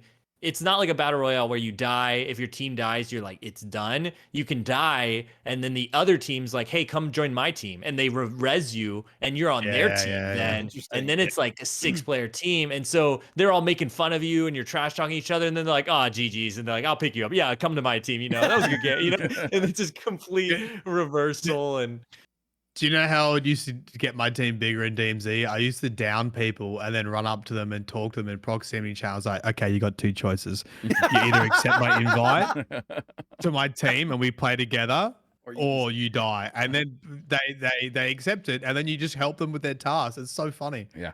It's a great time. awesome. I'm going to start doing that because they just changed the rules about the way joining teams works. Everybody's mad about it, but that that system right there would still work what you're doing. Because now, What if they change? Well, if you down someone, you can't be the one to invite them. First of all, it has to be one of your teammates. And then when they do invite them to be on your team, they don't automatically join your team. They get rezzed on a separate team. Both of you are immune for 30 seconds. Until they decide if they're going to join your Why team. did They they could make just that run change? away. I guess because 6-player teams were happening too easily, and when there's a 6-player team on the map, they just dump on everyone. All right. So that's probably why. That's what we were doing. It's just like downing people, going join, and then like rolling through with 6 people in a helicopter or something. Yes, but yeah, This one time we found this one It's your guy by fault, himself, and there was literally 6 of us. That he turned the corner, and there was all 6 of us there, and he's like, "There's a whole squad here." He just got you were the raid boss. Yeah, you're the reason that they changed it, Mylan. For these systems to work, though, Yeah, they have maybe. to be default on. If they are default have to off, be. they're never going to work. Nobody's ever going to use them. If they even know they exist, most people aren't going to turn them on, right? The old days, which were fraught for sure of like Call of Duty, like lobbies being, yes, you found a lot of awful shit in there, but you also found a lot of fun in there. It was a crazy time, but it was also a very fun time. And then there's also systems like in the Hunt Showdown where they had proximity chat. So you could be like hiding in a building and hear like the enemy team getting closer because they're talking the whole time. Yeah, there's that too. Yeah. But you know, like And it was a lot of fun. I think there's definitely ways they can introduce proximity chat more in games and still create a better environment for it. Like BattleBit is a game that released recently, and as soon as you go in, it says we're recording your voice to monitor it for like essentially if you're homophobic, racist, whatever in proximity chat, That's you got to cool, get done. But it's like you can be angry, and it's like a little thing. Like you can play around with a bit. You could be angry, but there is a line that you're not allowed to cross, and you will get banned. And we are monitoring the stuff. And you go in there, and I've actually had pretty good experience. People just role playing, goofing around, and I haven't played a lot of it, but my original sort of playthroughs of it, it's been really good. That's cool. Yeah, back to Destiny. I leave mine on Destiny all the time just to see if I end up, and like, I guess a few days, it was 2 weeks ago because it was the last time I was on the show. That day or the day before, I had somebody like, "Oh, you're Lego? Like, this is like, you're the YouTube guy? I was like, yeah. And like, we ended up having a whole conversation, but usually that doesn't happen. What happens is people just leave their mic on with their kids around and their families around and they're yelling at them. And you're like, oh my gosh, another guy got a mute. And that happens They made like him chicken 9 times nuggets. out of 10. Ah! Yes, no. So of course nobody is gonna have, like, it's not a good experience for the most part in Destiny. So I still leave it on. I've gotten really good at finding that mute button for that player, but just in case, I leave it on sometimes. Private Pank says, what came first, the witness or the egg? Milo? Yeah, who's the witness's parents? Apparently the egg, right? The egg, the Yeah. traveler, The egg came first. the gardener. Matt says, what's going to be the name of the next season? Season of Redacted. Cuddling. The season of the hug. Drying. Where are we heading with this season? We're heading Gotta to dry off. season Sabbath of Third, like, it's gonna be something like resurrection or something. season of the truth, season of the portal, season of that would be good. Season of the truth. understanding. You don't actually shoot anything. You just sit there and you listen to stories. Seasons of Talk. Yeah. Truth is a funny Yeah. thing. What's the opposite of war? How do we combat the god of war? What's the opposite of that? Hugs. Yeah, I think you're right. Season of the hugs. Season it of the out. witch. That's good in chat. Yeah. Zabe says, toilet paper roll to the back along the wall or to the front? Guys, It's not even a question. Yeah, not a answer the question then, Jay. Unless you have a cat. Yeah, I don't know what the answer is. Unless you have a cat, it should be away from the wall, going down. Yeah. Hanging over, Yep. like out toward you. Yes, that's If correct. you have a cat or children, like I do, maybe sometimes you should switch it because we've had entire rolls of toilet paper on the floor before. I didn't consider it being an anti-child device the other Yeah. direction. Yeah. Marlon, have you ever thought of this? Like, is this a new concept to you? No. Don't think about this. Well, like I've heard people talk about it, but I don't think can't say I've ever been angry when I've looked at the toilet paper. I'm what just do thankful you- it's there, to be honest. Breyer has shared that he's the guy who will switch it in somebody else's house. That's true. I will come to your house and if I'm not satisfied with the way that you've mounted your toilet paper roll, I will flip it. I don't care that you have cats. This is incorrect. That's how I am with digital motion on people's TVs. Oh, Yeah. yeah. Absolutely. Like, what do you give me that remote? Yeah. I was like that. God, did you guys ever play Rock Band? I mean, Lego, you probably know this as a Oh, yeah. drummer. If you ever played Rock Band as a drummer on somebody else's TV, and if you're somebody with some rhythm and you realize the calibration's off, you're like, sorry guys, Oh, I can't. no. I gotta stop this. Pause. We have to fix the calibration. Like completely stop everything. That was me. It took like 10 minutes sometimes. A lot of That's TVs awesome. back then didn't have like game mode or anything. So there's just some like Well, and every TV lag was different. just built in. Everything was different. newer TVs are much better. Like have much Sure. less latency built in. Yeah. Let's see here. Sam says if you could base an exotic weapon or armor or an armor set based on a comic book or manga, what would you base it off of? Akira. Kira. Okay. I'd give Titan One Punch Man armor set. Yeah. And it just looks like Zavala, but like different skin color.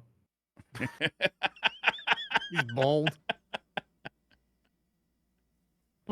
Just puts a cape on Zavala. One Punch Man. Okay, a strand armor set that is Spider-Man themed. That'd be fun. Oh yeah. I'm watching That's pretty cool. Hunter x Hunter at the moment, but I don't know if anything looks really cool in that would go into an armor set. I don't watch a lot of anime, but I This- just finished My Hero Academia. This feels like a which has lot of what's good stuff. question. Yeah. Yeah. It's fair. Rex says, "Hey team, it might be a hard question. Well, that's what we're here for, to take on the hard questions. If you were to make an entirely new class added to the game, like Warlock, Titan, and Hunter, what would they be? Name and general role, and optionally, because time for other people's questions, what would their subclasses be? Well, I would like to have an alien race alien race, like new class. Like I think that'd be really fun. Whether it is Elixni or whatever, I think it'd be really fun to play a like non-human class. And the subclasses could be the Huge, same. yeah. Like they could have the same like, solar, True. void, and all that. But I think it'd be fun to be like I think it'd be fun to be Elixni. I still remember. Is it Halo 2? You get to play as the Is it the Arbiter? What's the Yeah, Halo 2. Yeah. Yeah. Yeah, I just remember playing that for the first time and it blowing my mind. Yeah. People were And- mad, Mylan, when that happened. People were upset. Really? Yeah. Not everybody, but a lot of people. Oh, that's so weird. I don't remember people being upset, but I was also Yeah. like super young when I played that. Yeah. Yeah, I mean, I played it Similar as an to, adult. 'cause I Metal Gear only discovered Solid Halo later. 2 playing as Raiden, like in a lot of it. It was like the same kind of thing. Mm. I'll see some And the kind other of- thing, Bungie, gone. I was just gonna say like an animal, some kind of beast or animal subclass that could, do animal type things, fly or Druid. Dingo. Somebody said the tiger Druid. tiger What's that? man in like the tiger person Oh, in yeah. the concept art for Oh, D1. yeah. That was cool. Can you imagine if they like final shape? They go, oh, different universe, different reality, different, and they just like open up to full blown that like original fantasy, the concept art, Tiger my Man, gosh. giant frogs. Giant frog. I do need a giant frog in my Like- Destiny. what is it called in Spider-Man? Is it Metaverse? What is it called? Spider-Verse. Spider-Verse, yeah. Spider-Verse? All the different dimensions and all the different Yeah, realities yeah. and stuff. Yeah. Anybody else getting a little Something like like that. kind of sick of like the whole like multiverse kind of Yes. thing? Like Oh my it's gosh, like it's yes. so much Sucks. media, and like it's just kind of like Everyone okay. decided to do it at once. Yeah, it's kind of like time travel. It's like this is a concept that it's kind of cool when you think about it at first, but like we don't need like 700 movies all at the same time about it, like, and also Mm. time travel always seems to take away the stakes out of everything because you can just go back and fix it, The multiverse seems a little bit similar to that. Sure. I will say, if you want a really trippy, like more indie movie about multiverse stuff, there's a movie called Coherence. It's very low budget and it's like all ad lib. Like the director was just like, here's kind of the scene, and they just kind of improv'd it. And it's kind of about like a meteor flies over Earth and it like blends the dimension in this neighborhood, and like people come over back and forth to their house, and it's like the same people, but are they the original people that were at that house? It's really awesome. I think it was free on Prime, Amazon Prime, but if you want a good Interesting. little mystery trippy movie, Coherence is pretty good. Mm. Nager the Baker says, hey DCP, what are some loose story threads that you hope they pick up before the end of Light and Dark Saga? Mine is, what was the purpose of Savathun's song? Seems like a big thing before Witch Queen, but nothing came of it. Did nothing come of that? I feel like that was her like controlling people's minds. Yeah, there was definitely like the general aspect of like corrupting people and influencing and creating all the anger and stuff that you saw between humans and Elixni, and just general sort of like people were hallucinating that their family members were Elixni and like attacking them and that kind of stuff. But I guess Savathun's song had more other lore. Like once you hear it, like you're dead, you're done. Like there's been this overarching thing about Savathun's song being really powerful that never really quite explored. So I think they're probably done with Savathun's song, but I agree. There's still more that they could cover. Other big questions? Oof. How much time you got? No. I don't know. I always have whenever I'm writing a script, I'm always like, oh yeah, they never answered that. And then I forget it immediately.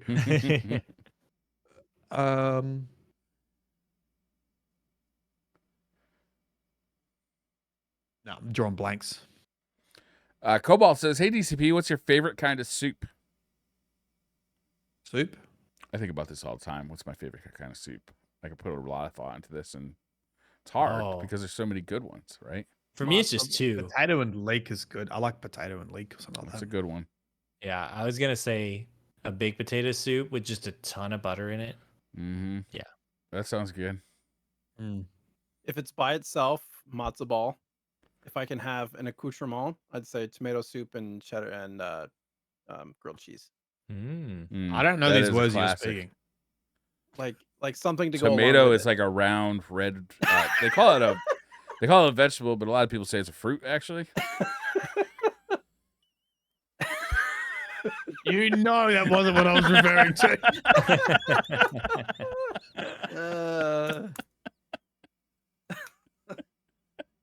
Dip the grilled cheese into the tomato soup or the yeah, tomato that is a bisque, whatever it classic. is. That's a Yes, favorite. yes.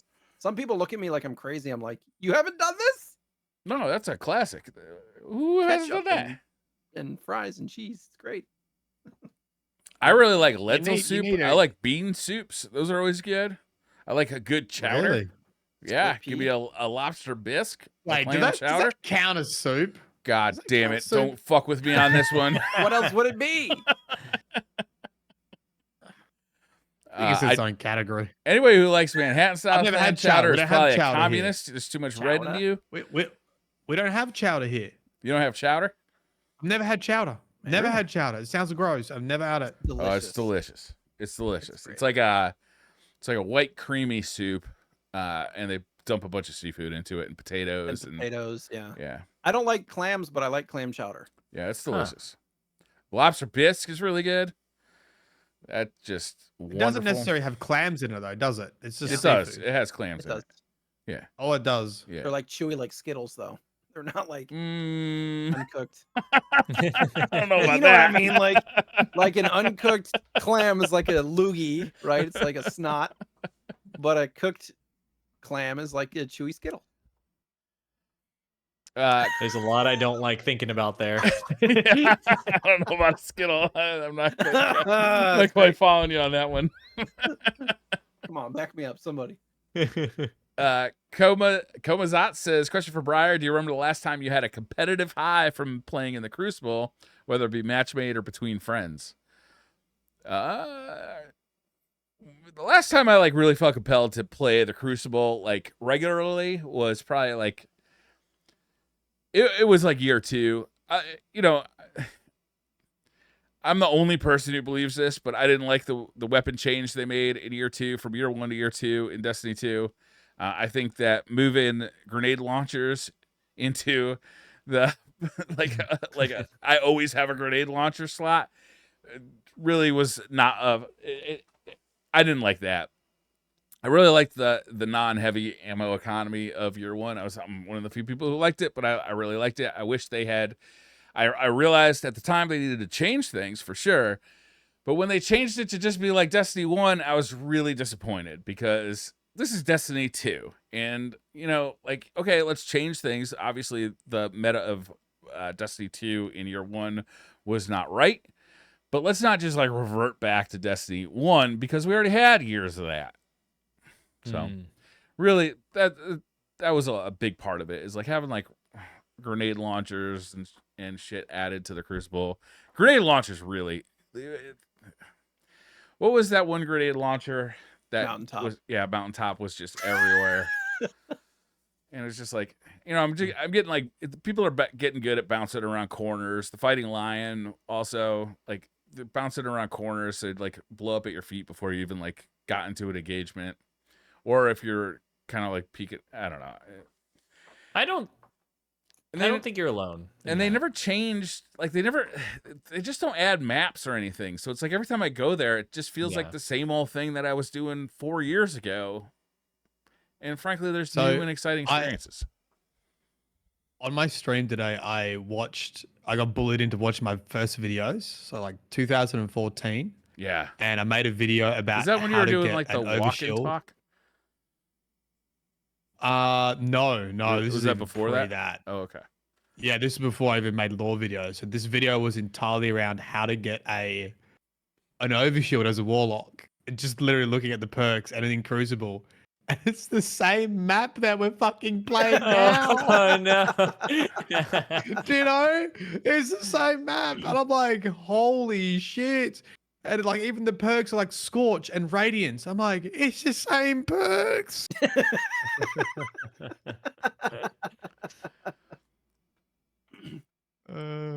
Basil Oh, says, man. "What is a weird food combo that you enjoy? I love mandarins on cheese pizza. I could actually see that being pretty good. What? Sure. You get a little bit of citrus on pizza. I could Well, it's see like it the get a little pineapple sweet. on pizza thing. Yeah, it's a Pineapple little bit thing, like the yeah. pineapple on pizza. The only problem I see with it was, wouldn't it be like really juicy, like when you bite into a mandarin? I don't know. I Probably can see the dries out a flavor little bit. profiles being kind of cool though. Do you guys have any weird flavor Nah, combos? That's a no for me. Food combos? On pizza or just in general? Are you a pineapple on pizza person? Excuse me? Are Do you like a pineapple pineapple on on person pizza? pizza? Yeah, are you a pineapple on person pizza? Do you like pineapple on pizza? Yeah.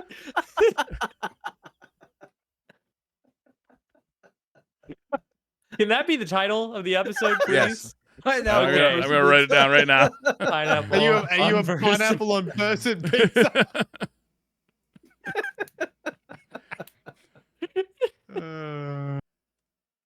Yeah, I don't mind pineapple on pizza. Do you guys we call it Hawaiian pizza here. I'm not Yeah, I well, don't that's know. what It's the pretty good. ham. Yeah. I would say if you Yeah. haven't tried pepperoni with pineapple, it is superior. I'm sorry. Really? Get that ham out of there. Yeah. Huh. So Okay. I was a super picky person when I was like as a kid, like just so picky. And I feel like nowadays I'm open to pretty much anything, like trying anything. And there's very Oh. few things that I'm like, oh, I like this is terrible. Like most of the time I try something new and I'm like, oh yeah, this is all right. Even if it's like not good to everyone else, I would still be like borderline like, oh, it's fine, you know? So I feel like it's really nice just being open to everything and just so yeah, pineapple on pizza, sure, I'll try. I can't remember a time that I've tried it, but it sounds like fine, or mandarin on pizza, any of it. I feel like I had something really weird and I can't think of what it is. Lately, I've just been throwing anything that I don't love the flavor of. I just throw Frank's Red Hot on it, just hot sauce, because it works on everything. Just throw Frank's Red Hot on it. My wife do- does something that has turned my stomach. And in fact, I will not eat ranch dressing anymore because I watch her do this. Oh no! But she dips pizza in ranch dressing. She also yeah. That's she the also normal puts thing. ranch dressing on pasta. Well, that one's different. I mean, it is That's fine. cream sauce, but yeah. It turns my stomach. It turns likes my ranch. stomach. Pizza, like crust, I could see like dipping the crust in some ranch or something like that. Oh, she but dips the whole. Yeah, I've seen that. I think my wife does that as well. That's disgusting. You should tell her that. You should make a I point. like- I don't know what ranch is. It's Actually, just get up right hard now, to describe. and wherever she is, You're disgusting.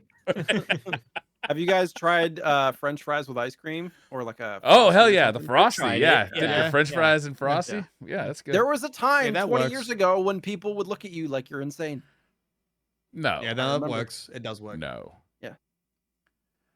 I can't think of anything like weird. I chop up hot dogs and put them in baked beans, but I don't think that's weird. I think a lot of people do No. that. Pretty sure they sell them like that too. Do they sell them like that? We used to Somewhere. make macaroni and cheese sandwiches. That's So a we lot do, of like- carbohydrates. Yeah, we do like True. chili mac or tuna mac or something, and then we Yeah, do two pieces Toasted? of bread with cheese on each side, and then macaroni and cheese, and like let it kind of harden, not harden, but like not be Yeah. soupy, S- and then just chop it up and eat it. It is a lot. Would you of carbs. toast it? Because I feel like you could toast it. Well, we did have a toaster oven sometimes. yeah. Good. Yeah. You like toasted mac and cheese. Yeah, that would work. So I've seen that a lot actually at the fancier weddings that I filmed, where they do like multiple buffet tables of stuff, Yeah. like where there's just all these different things, and one of them is macaroni and cheese like slider type things. So I've seen Nice. that there. It's a lot of carbs, but it's delicious. That is. That's a lot of carbs. Put some ranch on it for Briar. I can't eat ranch dressing anymore. The thought of ranch dressing wife- is repulsive to me. I used to dip wings in ranch dressing. I was a ranch dressing guy. I can't do it. I have been ordering blue cheese for my I put it wings on for like the last salad. 4 years. Here's That's a weird one my wife does. I don't know if any of you guys can trump it. She puts ketchup on her mac and cheese. Oh, I can see that. I've- Yeah. That seems like a kid. That seems like something you take from your childhood and you just never give it up. Yeah. She puts ketchup on everything, and sometimes she'll be like, "Do you want to finish it?" I'm like, "No," because there's still little ketchup remnants, like that tanginess on the mac. No, Yeah, can't do it. mac and cheese to me it can be very bland, like very bland. So to put Salt and pepper. salt and Yeah. pepper on it, I can see putting like I have never tried ketchup on it, but it doesn't repulse me like dipping fucking pizza in ranch. That's such a normal thing, though. It's It is. disgusting. But it's worse. The pasta is worse though. The pasta was ranch. The on it. pasta is weird What to the me. fuck? Yeah. It's almost like an Alfredo. I feel like with that some should have been in extra a spice. disclosure before we got married. I like ranch on I was everything. not made aware of this. This was not in the contract. I lost my spot. Hold on. Give me a second here. He's thinking about ranch too much. Or pineapple on person. Pineapple on person violence. Awesomeness says, my PS5 died the other day, and my go-to game while it's being repaired is James Cameron's Avatar, the game on the PS3. What is a relatively unknown or unpopular game that you love? Well, Anthem. It's not unknown, but it's definitely unpopular. Not unknown either. It's just unloved. It's just unpopular. Raid Shadow Legends. Oh no. Or Street Fighter Duel. I'm playing both of those. Is that an ad? Actually, I got a good one. No. Yeah, what is it, Mylan? Mount and Blade 2. I actually it's relatively newish. It's not like super old. It's a game where you control an army and it has RTS mixed in with like real time. So you sort of manage your finances. You recruit troops, and when you recruit them, when you actually get into a battle, like as you move around the map, a bit like a Civ map almost. When you get into a battle, you actually go down onto that terrain, and you're a third person, you're commander, and you can still order your troops around, but you actually get in there and start swinging away. And then as your troops get like experience, they get better armor and gear, and so do you. You got to get better gear and better armor and make more money. And it's actually a really satisfying like game loop. And you can mod it too. So people modded it to have Oh, nice. co-op, so you have like your mate there with his army, and he rocks up with fucking Knights of Rohan, and you're like, yeah, That sounds fun as hell. Slam through the Dude. Yeah, it's really fun. I've got Yeah. a similar one, like very similar vein. It was one me and my dad used to play, and still sometimes I was like text my dad late night. He's like, "Oh, I'm playing." It's an RTS game called Star Trek Armada. It was like a Star Trek Brandon one. It was super cool. simple, like as far as those games go. Did you But play people as would the mod ships? it. Yeah, you would have just fleets of ships and have a base, and like and people modded it to where they had Star Wars stuff in it too. So you like X-Wings and TIE fighters and like all coming at all the Fuck Star yeah. Trek and Star Wars stuff together. It was awesome. It was so good. Have you ever played So- Homeworld? No. So very I similar have. to what you're describing. And Really? they're coming out with a new one, Homeworld 3, which has been like 20 years since they made Homeworld 2. Yeah, I was gonna But say it's been a long time. It's a RTS like space. In space. Yeah, it's very cool. Nice. Yeah, that sounds awesome.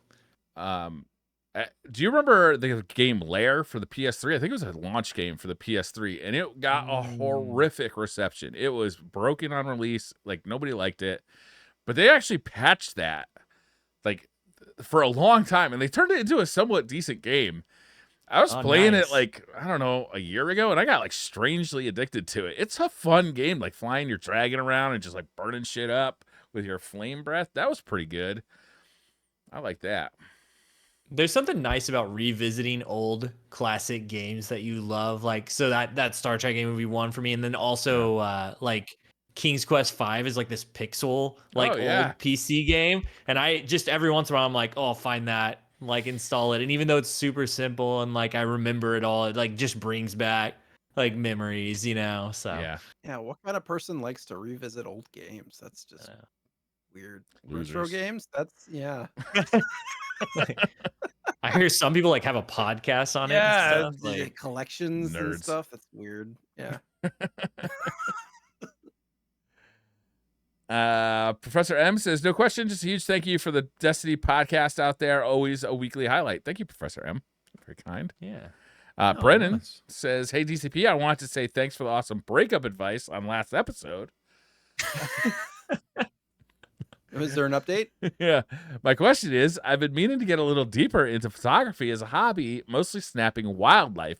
Any tips on what camera I should look into, or if taking an actual class is worth it? Wait a second. I want to read into this. They said thanks for the breakup advice. Yeah. And now they're getting into it. So there's A a cool piece new missing hobby. there. Yeah. Yeah. I think this Or, is some of the advice we gave him is get yeah. some hobbies to kind of take up your time and like meet new cool people. I would say definitely a class is worth it. You might meet cool people at the class too. I was I know gonna nothing about cameras. suggest. Yeah, I was gonna suggest YouTube, like learning. Oh, yeah. But now that you've mentioned like community and like getting to know other people, the class would be kind of cool for that. Yeah. I bet a lot of times you can find free classes like run by like civically, you know, like Yeah. at the town hall or at the town community center where somebody's just donating That'd be their cool. time.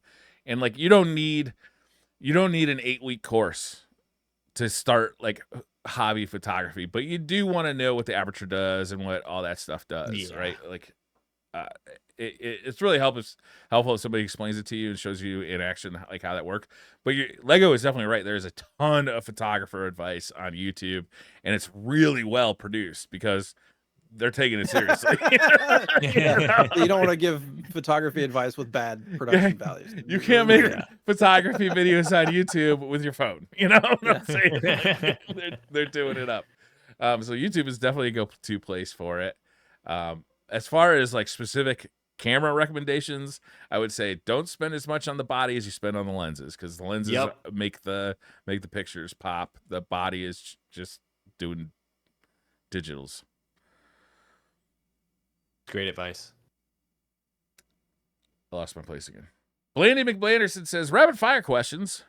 1, would you rather use a Kleenex as toilet paper or toilet paper as Kleenex? Toilet paper is Kleenex. You Yeah, can't for flush sure. Kleenex, bro. You gotta go toilet paper as Kleenex. Kleenex is too thin. The tensile strength of toilet paper is important. Would you rather use body wash as shampoo or shampoo as body wash? You definitely want to use body wash as shampoo, because if you use shampoo as body wash, you can run into some real problems in areas that you don't want problems. And sensitive Really? skin, yeah, it can really dry out sensitive skin bad. What kind of shampoo are you using? You know, it's just off the shelf stuff. It's It's nothing like special. acid, like I did see this TikTok about this guy talking about how major brands of shampoo basically have chemicals that make your hair fall out. Well, that seems counterproductive.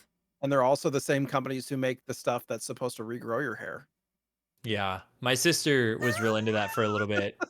I was like, Like oh going- man, this is not a rabbit hole I need to go down. I'm already bald. Yeah. It's too late for you. Now I have somebody to blame.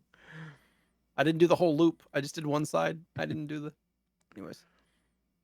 And would you rather use barbecue sauce as ketchup or ketchup as barbecue sauce? Definitely barbecue sauce as ketchup. Yeah. Because they're like, you can dip fries with barbecue sauce, and it's like, okay, it's not as good as ketchup, but you can't put fucking ketchup on barbecue. That's gross. Doesn't most barbecue sauce have ketchup in it? Yeah, but that's not all, brother. You got that Worcestershire and I still feel like hot sauce is at the top of all that, because you could put that on anything. Barbecue sauce, like, I just don't want it with everything. Hot sauce, I could have with everything. Yeah. I mean, my taste buds are with you, but my butthole is not. I was gonna say, there are costs to pay. This Week in Video Games says, Bungie has been alluding to us learning more about the Vex after Final Shape. Do we want more Vex? Isn't it time for something new? Post Final Shape feels like the right time. New saga, new enemies. Kind of talked about it. I think so. they're Yeah, I think closing we it do. out. New universe, new saga, new enemies. I just feel like Yeah. we're, as a community, we might be expecting too much. Like I want to be in a whole new universe. I want to like get out of like this. I want Destiny 3, you know, I want a whole ultimately. new game with a new loop and Yeah. new loot and new But characters. I don't and think new that's what we're gonna get. Like, activities and new. I don't think that's what we're gonna get. We're all like asking for a different game, basically. Yeah. At that point. Python, hey. Yeah, right. Buckwild says 2 questions. How about a Crucible elimination mode where you have to crush the ghosts to keep them down? I know it's against lore, but why not?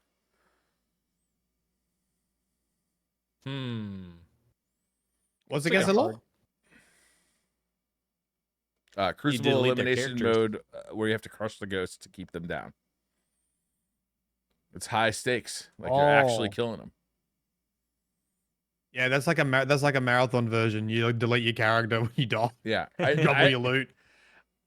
It does sound kind of neat. Like on the surface of it, without thinking too much hard about it, is that you'd have to kill somebody, and then I'm assuming that you'd have to go to that ghost and actually like do the crushing animation, like you do. Like you couldn't just shoot it from far away, right? So that could be cool. Yeah. Because it then puts pressure on you to confirm that kill by going to the location of where you shot that person. They could I call mean, it kill confirmed. You could. yeah, it's basically kill supremacy. over. Yeah. Uh-huh. How about after Final Shape, we take on a rogue faction of Guardians who are against the light they didn't choose to res. Dude, I've been asking for bad Guardians since Destiny 1 year 1. I True. can't And wait. we had them. True. And we had them in the lore in the past. We Yeah. just haven't really faced any of them. Yeah. Mohegan 9 says, I've started to go to the movies alone to distract and relax. What are some things you guys do to try and forget about the world? My jiu-jitsu and MMA is probably where I'm at. Mm. And it just helps me a lot.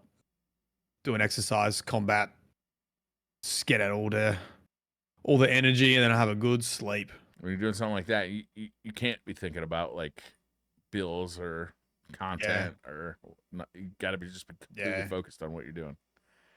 Yeah, and when I originally started, when I was younger, like because I actually started off in like karate, they did like little bits at the beginning of the session where it's like, you know, you're here to train, a lot of like mindfulness stuff. It's like you're here to, like, it doesn't matter what work was or what school was or whatever, like be in this moment of training, and it was really nice. And yeah, I still enjoy it now.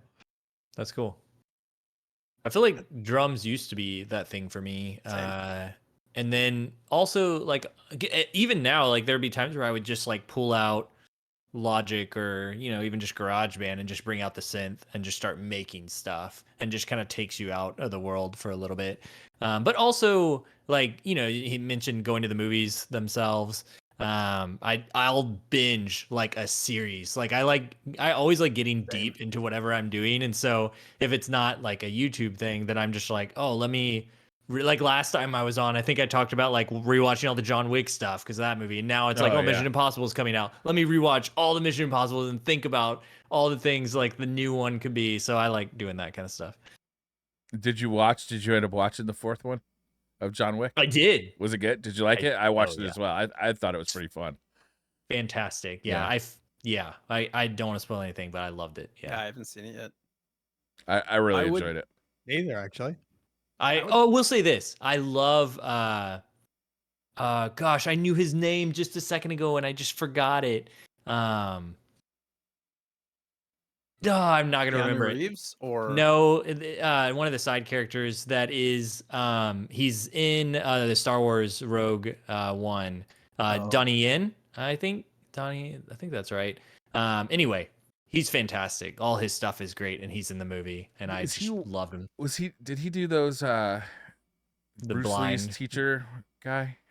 What's his name? No. That was a different guy. Okay. Yeah, I don't think so. I mean, I could be wrong. I guess I'm not super in on it. Me and the wife Donnie just started Yen, watching Yeah, it's Donnie Yen. Mrs. Davis on Peacock, which is like some kind of like crazy show about like a nun who's like she's got access to the Holy Grail somehow, or she's searching for the Holy Grail somehow, and there's like a AI that is like everybody relies Whoa. on, like Google, who is like after. Oh, I saw the previews for this, and she assigns them Yeah, things and stuff. I watched the first episode with my wife, and I was like, "Oh, this is just up our alley." It's like it's funny, it's got action to it, and it's just kind of like weird enough. So my wife, I can see that my wife has watched 3 episodes while I've been recording. Oh no.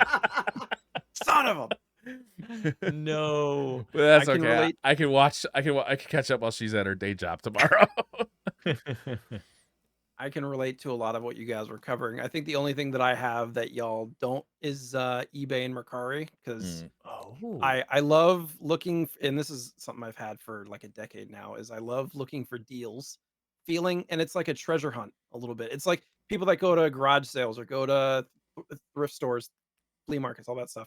For me, it's eBay, Mercari, the art of the deal, getting the deal, getting it, feeling like I won something, like that dopamine response, like getting that really is like an escape for me, Yeah. for sure. That's cool. 2 of my big ones. My biggest one is right now is probably just going outdoors and getting like exercise, whether it's kayaking or riding my bike or going golfing. But I have to do it by myself because if I'm with other people, it doesn't have the same effect. Sure. Also, drugs. I love drugs. Great. They're great. Just Yeah, Advil's amazing. top notch. No. Claritin D, it's great for the sinuses. Hugo Rune 79 says, ChatGPT does Hugo's stupid questions. If you were an action figure, what accessories would you come with, and what catchphrases would you have when someone presses your button? No. Oh, You're an action figure. bing bong, your Accessories. opinion's wrong. I mean, groggy. I feel like mine would just do a Let bunch me of like get me drug kangaroo. references and swearing. I think mine would have something to do with spoons, perhaps. Flinging those Oh. around. And just saying weird noises or making weird faces, probably. My Brian attachments knows. would be a VB long neck. There's a big long neck of beer. Get a VB up, yeah. You could have like a Foster's, sure. And a Foster's, yeah. I was just gonna say. Yeah, and then like a shrimp and a Barbie is like the that comes It's with. not a knife. We've poked fun at Australians a lot, and Australians are very good natured, and they are very Yes. fun people. I have found, Mylan included. But when I sent that picture of Foster's to Mylan, I never saw a more harsh response from Mylan. Like genuine anger. Like, we don't even like that, mate. Yeah, don't make fun of our beer. Yeah. There are a couple touchy subjects. And Yeah, beer's that was one one of them for sure. Yep. What about you, Lego? I feel like it would probably say GG, probably, GG. since I end every video with that. But just good natured anyway. And probably a Dr. Pepper in one hand, fusion rifle in the other, Dr. something like Pepper's that. Delicious. It's the best Yeah. soda. We should get a sponsorship. We should. I'll take Taco Bell too, though. Mm-hmm. I once had a solo, which is like a soft drink here, like a lemon soft drink, as a sponsored stream on Twitch, and it was a lot of fun. Nice. That's 'Cause awesome. they had so much goofy like ad material back in their past. Like it was you were like watching it? I don't know if you ever saw it, like kayaking down roads and shit, like kayaking through the bush, like down a hill. And it was like so low. They like slammed out a drink after it. Yeah. Right up your alley. Mm-hmm. All right, I think that's gonna do it for tonight. Once again, we've Nice. solved all the questions of the Destiny universe. You're welcome. Yep. Feel free to ask anything else that comes up, but I can't imagine I feel like we've answered it all at this point, right? Nailed it. Yeah. Nothing left. Yeah. Solved. We beat No this more game, kid. podcasts, no more questions to answer. We know everything's happening in final shape. We'll see what comes. What's after I that, am guess. really looking forward to seeing that. That's like probably a month away Yeah. still, but I Yeah. am looking forward to it. All right, guys. Thank you all for joining us. We'll see you next week. Bye. Bye. GG. Bye.